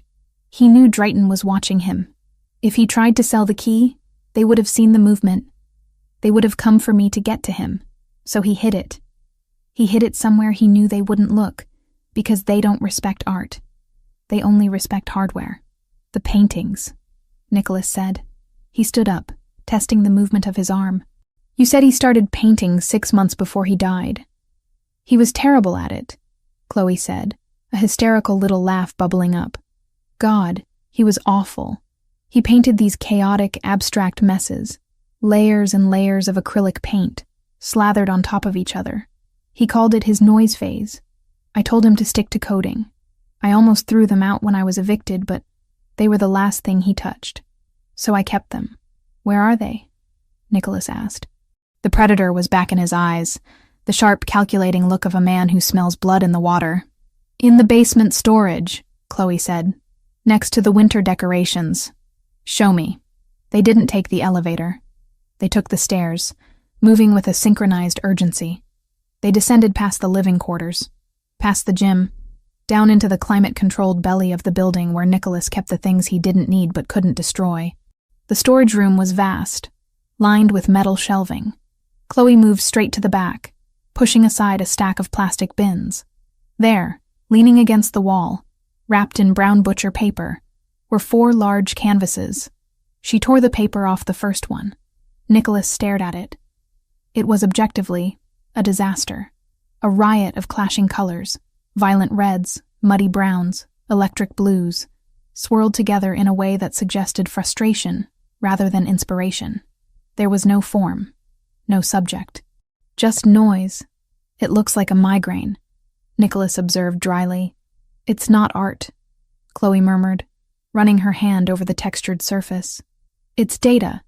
He used to talk about steganography, the practice of concealing a message within another message. He said the best hiding place is something so ugly, nobody wants to look at it twice. How do we read it? Nicholas asked. If it's painted over, the data is physical. Is it under the layers? No, Chloe said. She turned to him. Do you have a UV light? Or a blue light scanner? He used to mix fluorescent compounds into his pigments.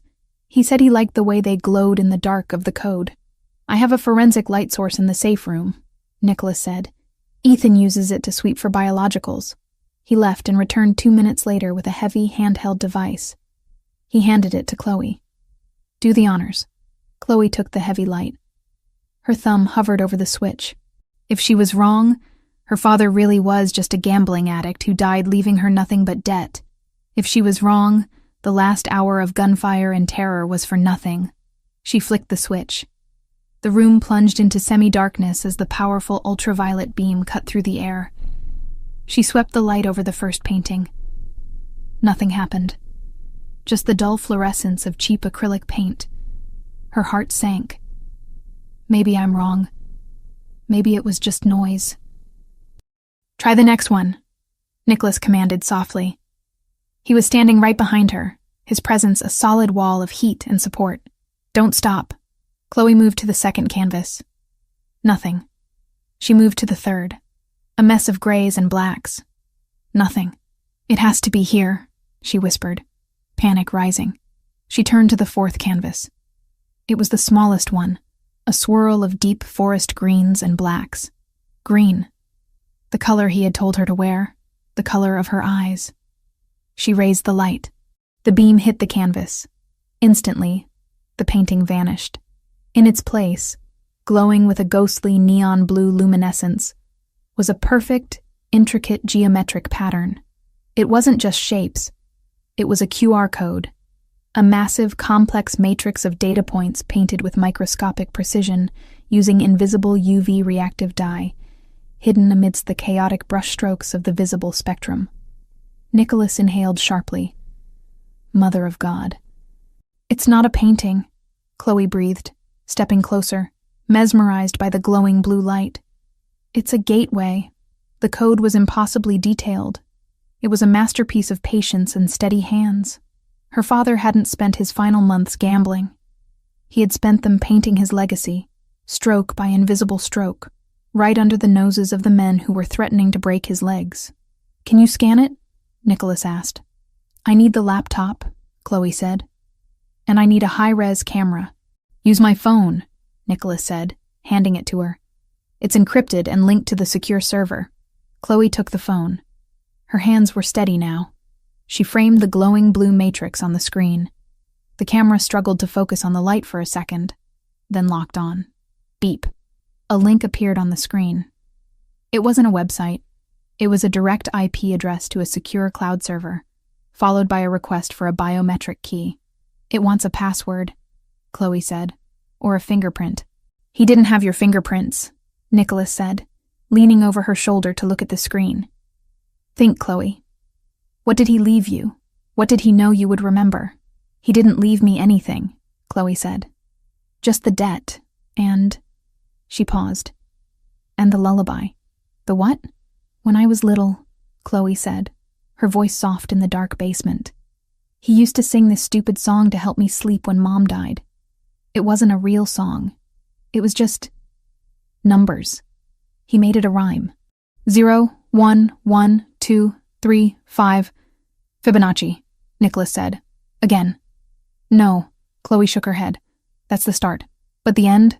The end was always the date he met my mother. August 14th, 1996. She typed in the numbers. 1 day, war 196. Access denied. Damn it, she hissed. "Try the reverse," Nicholas suggested. "He was a coder. Backdoors are often mirrored." Chloe typed. 699 bar 80. Access granted. The screen flashed green. A file directory opened. It wasn't just one account. It was a master list. Tirana Holdings, Drayton LLC, Eagle Logistics. Hundreds of files. And next to each file, a routing number and a private encryption key. "This is it," Chloe whispered, scrolling through the list. "This is everything. Every dollar they laundered, every bribe they paid, every offshore account they hid from the IRS and the other families. It's all here. Nicholas, this isn't just the money. This is their entire operational history." Nicholas took the phone from her hand. He scrolled through the data, his eyes reflecting the blue glow of the screen. He saw the numbers. He saw the power.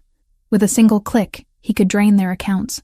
With another click, he could send this evidence to the FBI and have the entire Albanian faction indicted by morning.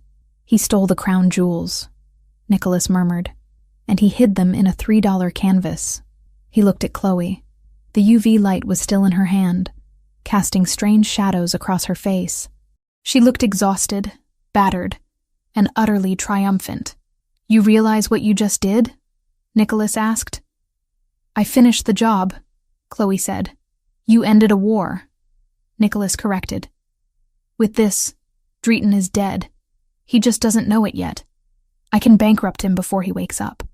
I can destroy his reputation, his leverage, his ability to pay his soldiers. By tomorrow noon, his own men will turn on him when their checks bounce." He turned off the phone screen. The darkness of the room returned, save for the eerie glow of the UV flashlight Chloe was holding. "You're free," Nicholas said. "Truly free.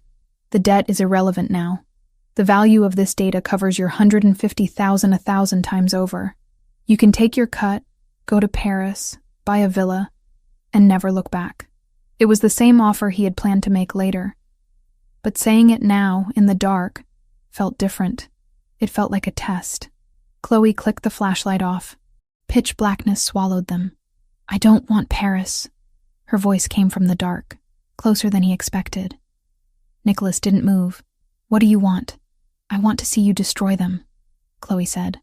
"I want to be there when you hit enter. I want to watch the balance hit 0. Nicholas reached out in the darkness. His hand found her waist.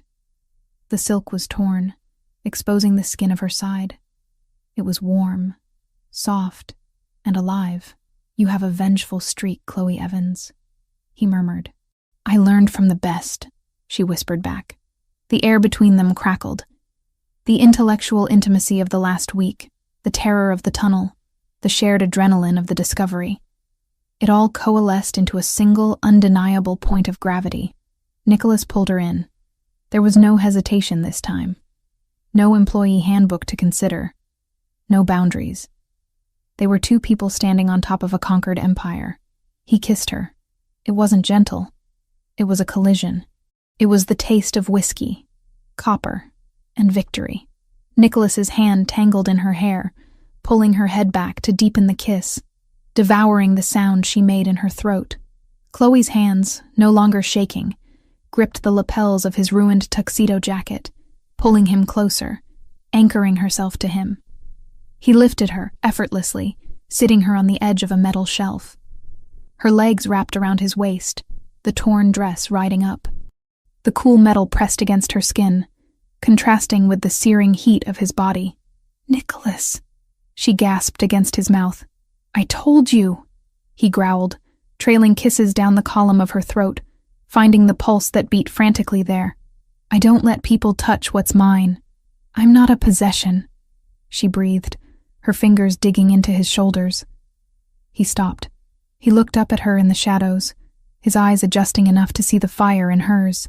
"No," he agreed, his voice rough. "Possessions are replaceable. You aren't." He kissed her again, slower this time, with a possessive, deliberate intensity that made her knees weak. It was a promise. It was a claim. "Upstairs," he commanded, pulling back slightly. "Not here. Not in a basement. The drive." Chloe gestured vaguely to the phone. "It's safe. It's in the cloud now," Nicholas said. He gripped her waist and lifted her down, but he didn't let go. He kept her pressed against him as they walked back to the stairs. "Tonight, the war waits. Tonight, we celebrate the victory."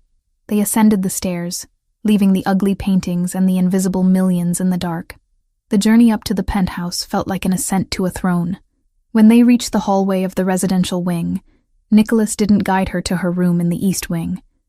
He guided her to the double doors at the end of the hall, the master suite. He kicked the door open. The room was vast, dominated by a king-sized bed and a wall of windows overlooking the city they had just brought to its knees. Nicholas stopped in the center of the room. He reached out and touched the zipper of her dress. "This dress," he murmured, the sound vibrating against her skin. "I told you to burn the uniform. I think this one needs to go too. It's ruined anyway," Chloe whispered, stepping out of her heels. "Then let's finish it," Nicholas said. He lowered the zipper. The green silk fell to the floor in a whisper of fabric, leaving her standing in the moonlight, stripped of everything but her courage. Nicholas looked at her, and for the first time, Chloe didn't feel invisible. She felt like the only thing in the world that mattered. He took off his jacket, tossing it onto a chair. He pulled her onto the bed, covering her body with his. The weight of him grounding her, protecting her, claiming her. "Partners," she whispered into the dark. A final condition. Nicholas kissed her forehead, then her lips. Partners. And as the city slept below them, unaware of the shift in power that had just occurred in a basement, Nicholas Richetti and Chloe Evans sealed their alliance in the only way left to them, with skin and breath and a desperate, consuming need that had nothing to do with money and everything to do with survival.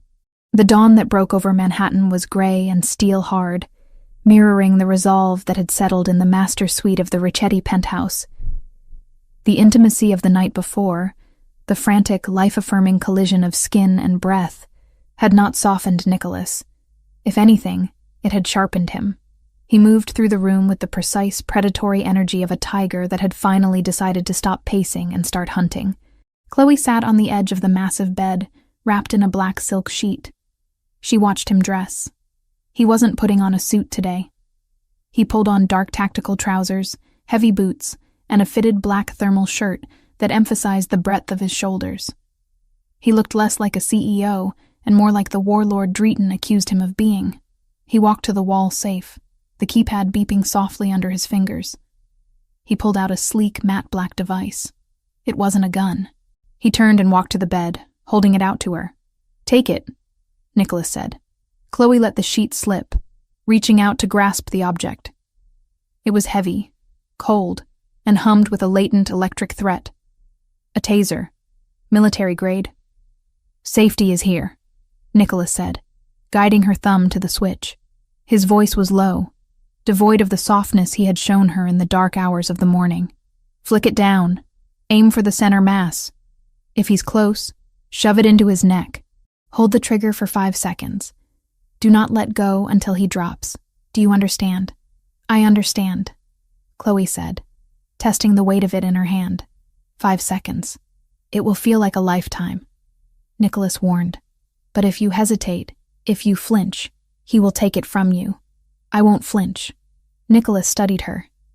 She was bruised, her hair was a mess, and she was holding a weapon. But she didn't look afraid. She looked ready. He nodded, satisfied, and turned back to the safe to retrieve his own equipment. A pair of suppression-ready handguns, and a small silver USB drive. The drive, Chloe noted. A decoy, Nicholas explained, slipping it into his pocket. It's loaded with a rootkit virus. If they plug it in, it fries their hardware, but they won't get the chance to plug it in. The goal isn't to give them data. The goal is to keep them in the room long enough for the cavalry to arrive. The FBI? My contacts at the Bureau received an anonymous tip 10 minutes ago, Nicholas said, checking his watch. Encrypted files linking Drayton's crew to human trafficking, narcotics, and the attempted murder of a prominent businessman last night, along with GPS coordinates for a meeting taking place at 10 a.m. in the Navy Yard. You're turning him in, Chloe said, standing up and letting the sheet fall to the floor. She walked to the closet where her new clothes, the ones Nicholas had ordered for her new station, were hanging. She chose black jeans and a dark turtleneck. Practical, invisible, lethal. I'm not just turning him in, Nicholas corrected. I'm hand-delivering him. Drayton is slippery. If I just send the data, he flees to Albania. He disappears. I need him pinned down. I need him holding the smoking gun when the doors get kicked in. And I'm the bait, Chloe said. She pulled the jeans on, wincing slightly as the fabric brushed against a bruise on her hip from the car crash. Nicholas stopped. He walked over to her, gripping her shoulders. You are not bait. You are a participant. I told you I could do this alone. You insisted on coming. Because he needs to see me, Chloe said, looking up at him. He thinks I'm weak. He thinks I'm a scared little maid hiding behind her daddy's debt. If I'm not there, he gets suspicious. If I'm there, he gets arrogant. And arrogance makes him sloppy. Nicholas stared at her, a fierce pride burning in his chest. You're right. But know this. If things go sideways, if the Bureau is late, if Drayton decides to shoot before he talks, I will put a bullet in him. I don't care about the law. I care about you walking out of that warehouse. I know, Chloe said. She slipped the taser into the waistband of her jeans, covering it with her shirt. Let's go finish this. The drive to the Brooklyn Navy Yard was silent. Ethan drove the backup car, a nondescript sedan this time, not the armored SUV, which was currently being scrapped to hide the evidence of the firefight. Nicholas drove the lead car, a vintage muscle car that roared with American aggression. The Navy Yard was a graveyard of industry, a sprawling complex of rusting cranes, dry docks, and hollowed-out warehouses that smelled of salt water, diesel, and decay. It was neutral ground, theoretically. In practice, it was a place where screams were swallowed by the wind coming off the East River. They pulled up to Warehouse 4B.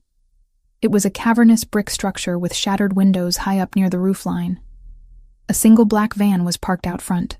He's here, Nicholas said, killing the engine. He looked at Chloe. Last chance to stay in the car. Not happening, Chloe said. She opened her door before he could argue. The wind off the river was biting, whipping Chloe's hair across her face. She pushed it back, lifting her chin. She walked beside Nicholas, not behind him. They moved in sync, their footsteps echoing on the cracked concrete. The warehouse door rolled open with a screech of rusted metal. Inside, the space was vast and shadowed, illuminated by shafts of dusty light cutting through the gloom. In the center of the open floor, standing by a folding table, was Drayton. He was flanked by 4 men, the remnants of his crew after the tunnel ambush. He wore a bandage on his cheek where glass must have cut him, and his leather jacket creaked as he crossed his arms. He smiled when he saw them. It was a smile of oil and malice. "The happy couple," Drayton called out, his voice bouncing off the metal walls. "I'm surprised, Ricchetti. I didn't think you'd bring her. I thought you'd lock her in a tower." "She wanted to say goodbye," Nicholas said calmly, stopping 10 yards from the table. He didn't raise his hands. He stood with his arms loose at his sides, his jacket unbuttoned to reveal the shoulder holster. It was a statement. I am armed and I am not hiding it. Brave, Drayton sneered. He looked at Chloe, his eyes raking over her form with a disgusting familiarity. You look different, cleaner. Did he buy you new clothes? Did he fix your hair? You're still just a rat's daughter, Chloe. You can dress it up, but you still smell like debt. Chloe felt a spike of cold rage, but she forced her face to remain blank. I have what you want, Drayton. Do you? Drayton uncrossed his arms. Step forward. Let me see it. Nicholas moved to intercept, but Chloe put a hand on his arm. It's okay, she murmured. She stepped forward, alone. She stopped 5 feet from the table. She reached into her pocket and pulled out the silver USB drive. It glinted in the dim light. The master key, she lied, her voice steady. The encryption codes for the offshore accounts, the routing numbers, the blackmail files, it's all here. Drayton's eyes widened. Greed, naked and ugly, washed over his face. He licked his lips. Hand it over. The debt is cleared, Chloe said, holding the drive tight. You take this, and you vanish. You never say my name again. You never come near me again. Or Nicholas destroys you. Drayton laughed. Destroy me? With what? I have the leverage now. He gestured to his men. They raised their assault rifles, aiming them at Nicholas. You think you're in a position to negotiate, little girl? You're in my house now. We had a deal, Nicholas said, his voice dropping to a dangerous rumble. The drive for peace. Deals change, Drayton said. He stepped around the table, moving toward Chloe. I take the drive. I kill you, Ricchetti, because you're a nuisance. And I take the girl. She's proved she's useful. Maybe she can find more lost treasures for me. He was close now. Too close. He was breaking the perimeter. Give it to me, Drayton demanded, reaching out his hand. Chloe looked at the drive, then at Drayton. She saw the confidence in his eyes, the absolute certainty that he had won. Okay, she whispered. She tossed the drive. It wasn't a gentle toss. She threw it high, over his head, toward the back of the warehouse. What the— Drayton's head snapped up, his eyes following the silver arc of the metal. His reflex was to lunge for it, to catch the fortune before it hit the dirty floor. In that split second of distraction, Chloe moved. She didn't run away. She stepped in. She closed the distance between them in a single stride. Her hand went to her waistband. She drew the black device Nicholas had given her. She didn't hesitate. She didn't think about the morality of it. She thought about Mrs. Moretti. She thought about the rain. She thought about the tunnel. She jammed the prongs of the taser into the side of Drayton's neck. Drop, she hissed. She pulled the trigger. The sound was a sharp, electrical crackle, like a whip snapping. Drayton's body went rigid. His eyes rolled back in his head. His mouth opened in a silent scream as 50,000 volts overrode his nervous system. He convulsed, his muscles locking up instantly. Hold it! Nicholas roared from behind her. Chloe held the trigger. 1, 2, 3, 4, 5. Drayton crumbled. He didn't slump. He fell like a cut tree, hitting the concrete face first with a sickening thud. Chaos erupted. Drayton's men shouted, swinging their rifles toward Chloe.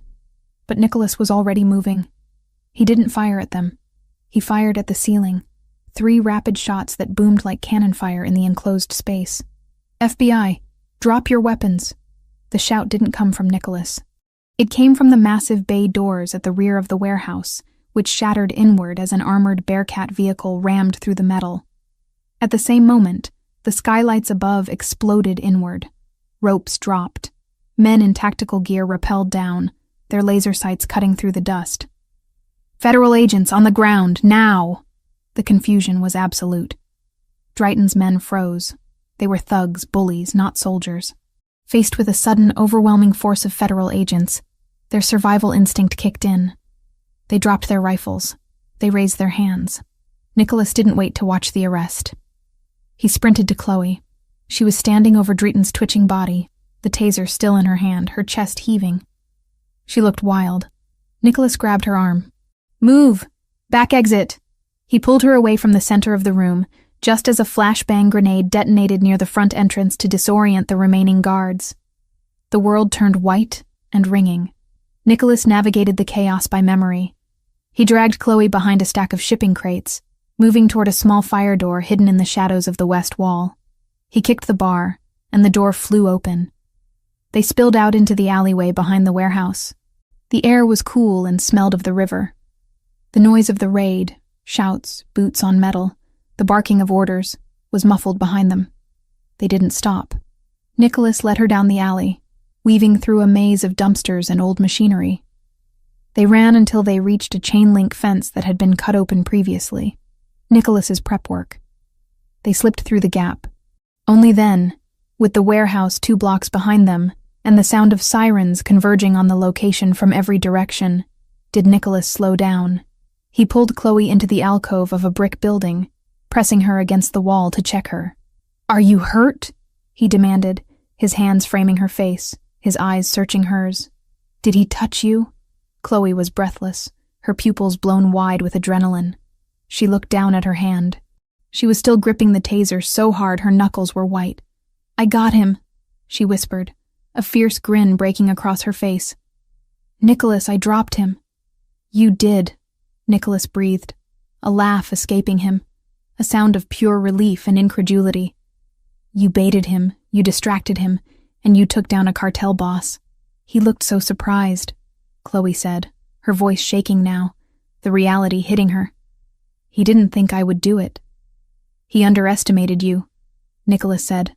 "Everyone does. That is your superpower." He gently pried the taser from her fingers, safetied it, and shoved it into his pocket. Then he pulled her into him, wrapping his arms around her tightly, burying his face in her hair. He held her as if she were the only solid thing in a spinning world. "The FBI will find the real drive on him," Nicholas murmured against her ear. "I planted the original data, the one you decoded, in his jacket pocket while he was convulsing on the floor. When they search him, they'll find the proof of everything. He's gone, Chloe. He's buried under a mountain of federal charges. He will never see sunlight again." Chloe pulled back slightly to look at him. "You planted it? When?" "I have fast hands," Nicholas smirked. "And you gave me a 5-second window." "Partners," Chloe reminded him. "Partners," he agreed. They stood there for a moment, listening to the distant wail of sirens that signaled the end of Chloe's nightmare. The debt was gone. The threat was caged. The invisible shackles that had bound her to a life of fear had been broken, not by a prince saving a damsel, but by a woman wielding lightning in her hand, and a man who trusted her enough to let her use it. "Where do we go now?" Chloe asked. "Back to the penthouse?" Nicholas looked at her. He saw the grease on her cheek, the fierce light in her eyes, the way she stood tall despite the exhaustion. He realized that the penthouse, the fortress he had built to keep the world out, was no longer enough. She deserved more than a cage, even a gilded one. "Not yet," Nicholas said. "Ethan has the car waiting 3 blocks south. We're going to get breakfast." Chloe blinked. "Breakfast? We just raided a warehouse." "Exactly," Nicholas said, taking her hand. "And I seem to remember you owe me a burger. Or was it lobster?" "Pancakes," Chloe decided, squeezing his hand. "I want pancakes. With strawberries." "Done," Nicholas said. They walked out of the alcove and onto the street. They walked away from the sirens, away from the smoke, and away from the past. They walked like 2 people who owned the city, not because they ruled it with fear, but because they had conquered it together. The sun finally broke through the gray clouds, casting a long golden shadow ahead of them. Chloe Evans, the maid who stole leftovers, was gone. Beside the Mafia boss walked Chloe Evans, the partner, the strategist, the survivor. And as Nicholas opened the car door for her, he knew that the real story wasn't about how he saved her. It was about how she had woken him up. The dust had settled over New York, but the air inside the Ricchetti penthouse felt heavier than it had during the storm. 3 days had passed since the raid on the Navy Yard. 3 days since the FBI had dragged a convulsing Drighton out of a warehouse, effectively dismantling the Albanian threat that had shadowed the city's underbelly for a decade. The news cycles were full of it. A massive federal sweep, a crackdown on organized crime, a victory for the justice system. Inside the penthouse, however, there was no champagne. There was only a quiet, vibrating tension that stretched between the East Wing and the master suite. Nicholas Ricchetti stood in the center of his office. The room was pristine.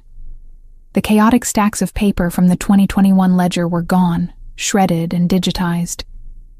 The windows were spotless, offering a view of a city that looked deceptively peaceful under the mid-morning sun. He wore a suit again, charcoal gray, impeccably tailored, the armor of the dawn firmly back in place. But his hands, usually steady as stone, were restless.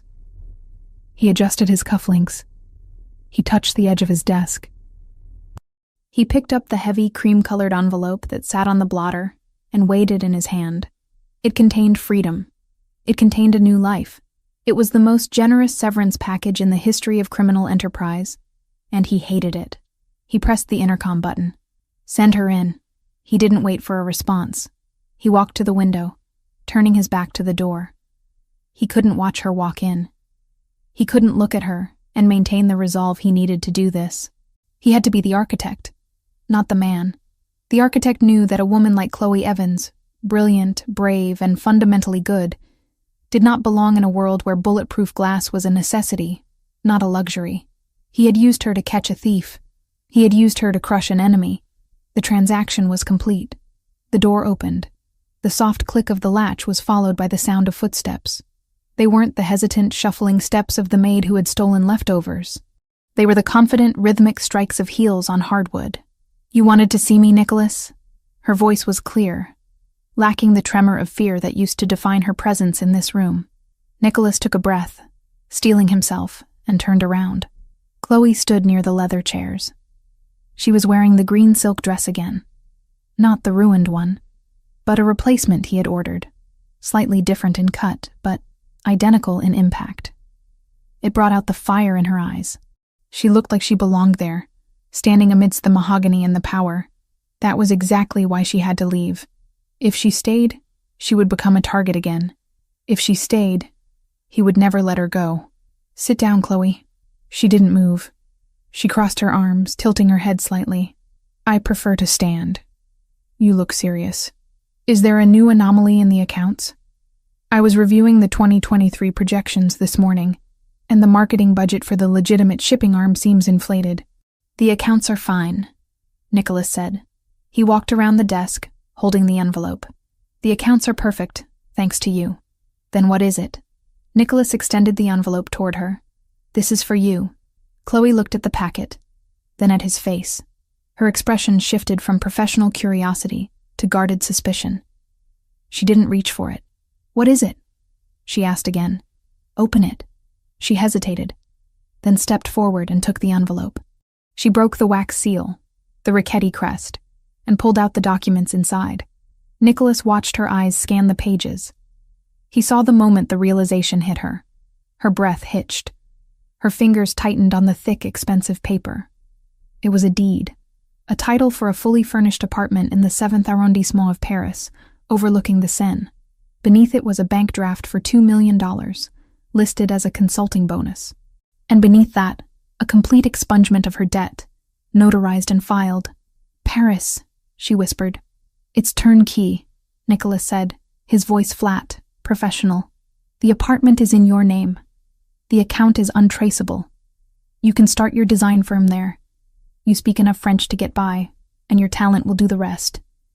You can leave tonight. The jet is fueled and waiting at Teterboro."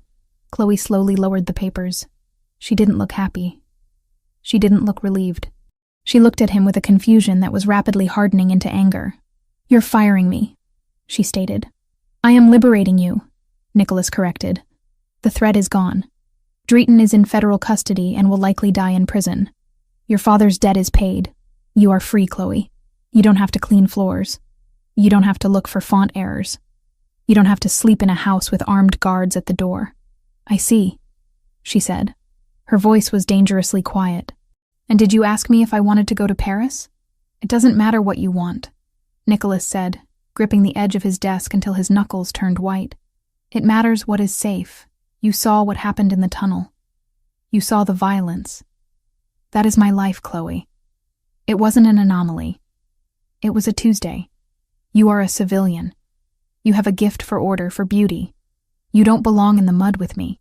So you're making the decision for me, Chloe said. She took a step closer, the papers crinkling in her grip. Just like Drayton made decisions for me. Just like my father made decisions for me. I am giving you the world, Nicholas snapped, his control fraying.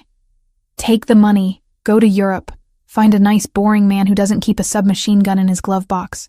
Be happy. Chloe stared at him. The silence stretched, thin and taut as a wire. Then she laughed. It wasn't a bitter laugh. It was a sound of absolute incredulity. You idiot, she said. Nicholas blinked, stunned. No one called him an idiot. Not even his enemies. Excuse me? You think this is about safety? Chloe asked, shaking the papers at him. You think I'm scared of the tunnel? Nicholas, I grew up terrified every single day. I lived in a building where drug deals happened in the lobby. I starved myself to pay a debt I didn't owe. I lived in fear for years. The only time in my entire life I haven't felt afraid was when I was standing next to you. I put a target on your back, Nicholas argued. No, Chloe countered fiercely. You gave me a weapon. You gave me the taser. You gave me the laptop. You gave me agency. For the first time, I wasn't a victim. I was a player. She looked down at the deed to the Paris apartment. It represented everything a sane person should want. Safety, distance, luxury. She looked back at Nicholas. She saw the pain in his eyes, the self-loathing that drove him to push her away. He thought he was saving her from himself. I don't want Paris, she said clearly.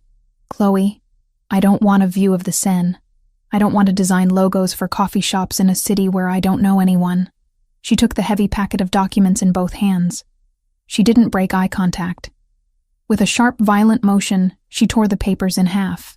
The sound was loud in the quiet room, a definitive rejection of his charity. Nicholas flinched as if she had slapped him. She put the halves together and tore them again. Quarters, eighths. She shredded the $2 million and the European dream until they were nothing but confetti in her hands. She let the pieces fall to the floor, scattering over the Persian rug like snow. I'm not going anywhere, she said. You are throwing away a lifeline, Nicholas rasped, staring at the ruined papers. I am choosing my life. Chloe stepped over the debris, closing the distance between them.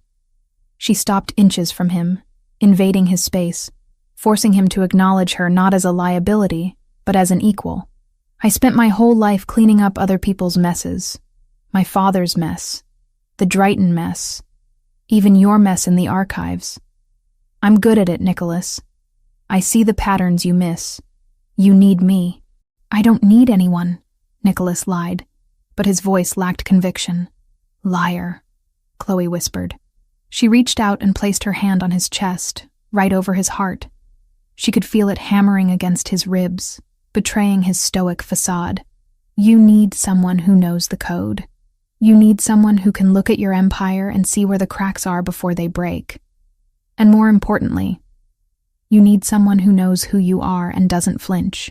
She looked up at him, her green eyes fierce and open. I saw you in the rain. I saw you in the basement. I saw you with Mrs. Moretti. I know the monster, Nicholas. And I know the man.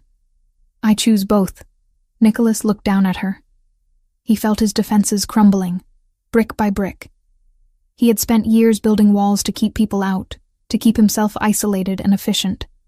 But this woman had simply walked through them, armed with nothing but a Tupperware container and a brilliant mind. It's dangerous, he warned one last time, a desperate attempt to be noble. It will never be safe. There will always be another Drayton, another war. Then we fight it, Chloe said. Together. I don't want to be kept in a tower, Nicholas. I want to help you build the walls. She grabbed his lapels, pulling him down toward her. I'm not the maid anymore. I'm not the victim. I'm the partner. Accept it. Nicholas let out a long, shuddering breath. He raised his hands and cupped her face, his thumbs tracing the line of her jaw. He looked at the mess on the floor, the millions of dollars she had destroyed just to stay with him. You are insane, he murmured, admiration coloring his tone. Absolute chaos. I learned from the best, she smiled. Okay, Nicholas whispered. He lowered his forehead to rest against hers. No Paris, no exit strategy. You stay, you work, you fight. And I love, Chloe added softly. I do that too. Nicholas froze for a second, then crushed her mouth to his. It wasn't the desperate kiss of the tunnel, or the hungry kiss of the basement. It was a seal, a vow. It was the acceptance of a future he hadn't thought he was allowed to have. I love you, he growled against her lips. God help me, I love you. He lifted her up, setting her on the edge of the obsidian desk, pushing aside the monitors and the ledgers. The business could wait. The empire could wait. The only thing that mattered was the woman who had looked at his dark, violent world and decided it was worth saving. Epilogue. 9 months later, the penthouse was no longer silent. It hadn't been silent for months. The East Wing, once a sterile corridor of guest rooms, had been converted. One room was now a high-tech design studio, filled with 3 monitors, a drawing table, and servers that hummed with the data of Richetti Global Ventures. The room next to it, however, was the source of the noise. It was being painted. Nicholas Richetti stood in the doorway, his shoulder leaning against the frame, watching the chaos. He was holding a tablet, reviewing the quarterly earnings, up 40% since the restructuring of the logistics division. But his eyes weren't on the numbers. They were on Chloe. She was standing in the center of the room, directing 2 terrified interior decorators. She was wearing loose, comfortable linen pants and one of Nicholas's dress shirts that she had commandeered, the sleeves rolled up to her elbows. Her hair was in a messy bun, a pencil stuck through it. And she was visibly, undeniably pregnant. Her hand rested absent-mindedly on the curve of her stomach as she pointed at the wall. No, she was saying firmly. That shade of yellow is too aggressive. It clashes with the natural light. I want a soft ochre, a calming warmth, not a caution sign. Check the Pantone book again. Look for code 120713. Yes, Mrs. Richetti, the decorator stammered, scrambling to find the swatch. Nicholas smiled. He loved it when she went into full art director mode. She ran the house and the business with the same terrifying efficiency she had once applied to cleaning his kitchen. The staff adored her. Mrs. Moretti, who had been moved into a premium assisted living facility in Manhattan, paid for by the Richetti Family Trust, visited every Sunday for tea, treating Nicholas like a grandson she needed to fatten up. Even Ethan had softened, terrified of crossing the boss's boss, as he now called Chloe, behind her back. Chloe turned and saw him standing there, her face lit up. The fatigue of the 3rd trimester vanished, replaced by a radiant energy that still managed to knock the wind out of him every time he saw it. Don't just stand there, she teased, waddling slightly as she walked toward him. Tell them I'm right about the yellow. You're right about everything, Nicholas said, straightening up and walking to meet her. I learned that lesson the hard way. He placed a hand on her stomach. As if on cue, a strong kick pushed against his palm. He's awake, Nicholas said, his voice dropping to a whisper. She, Chloe corrected, placing her hand over his. I'm telling you, it's a girl. She's stubborn. She kicks whenever I look at a spreadsheet with bad formatting. If she's anything like her mother, I'm in trouble, Nicholas murmured. He leaned down and kissed her.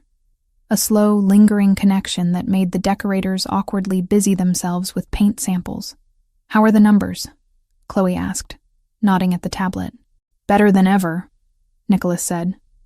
The rebranding of the logistics arm is complete. The legitimate revenue streams have finally overtaken the legacy operations. We're clean, Chloe. Or as clean as we can be. Good, she said. I don't want our daughter worrying about federal raids. I want her worrying about color theory and calculus. She will have everything, Nicholas promised. She will never know what it means to be hungry. She will never know what it means to be afraid. She'll know resilience, Chloe said firmly. We'll teach her that. We'll teach her that if you don't like the pattern, you fix it. Nicholas looked at his wife. He thought about the night he found her stealing roast beef in the dark. He thought about the rain, the debt, the fear. It felt like a different lifetime, lived by different people.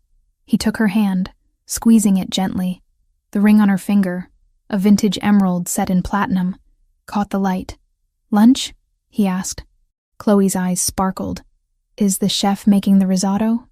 "He is, and I believe there's a chocolate soufflé involved." "Then what are we waiting for?" She grabbed his hand, pulling him toward the kitchen. "I'm starving." Nicholas let her lead him. He would always let her lead him. He followed her out of the nursery, down the hall lined with art that wasn't stolen but chosen, and into the heart of a home that was no longer a fortress, but a sanctuary. They had built an empire from the ashes of their pasts. They had balanced the ledger. And now, as they walked together toward the future, Nicholas knew that the greatest wealth he possessed wasn't in the offshore accounts or the real estate portfolio. It was right there, holding his hand, carrying the next generation of the Richetti line, proving every single day that even the most broken things could be designed into something beautiful. The end.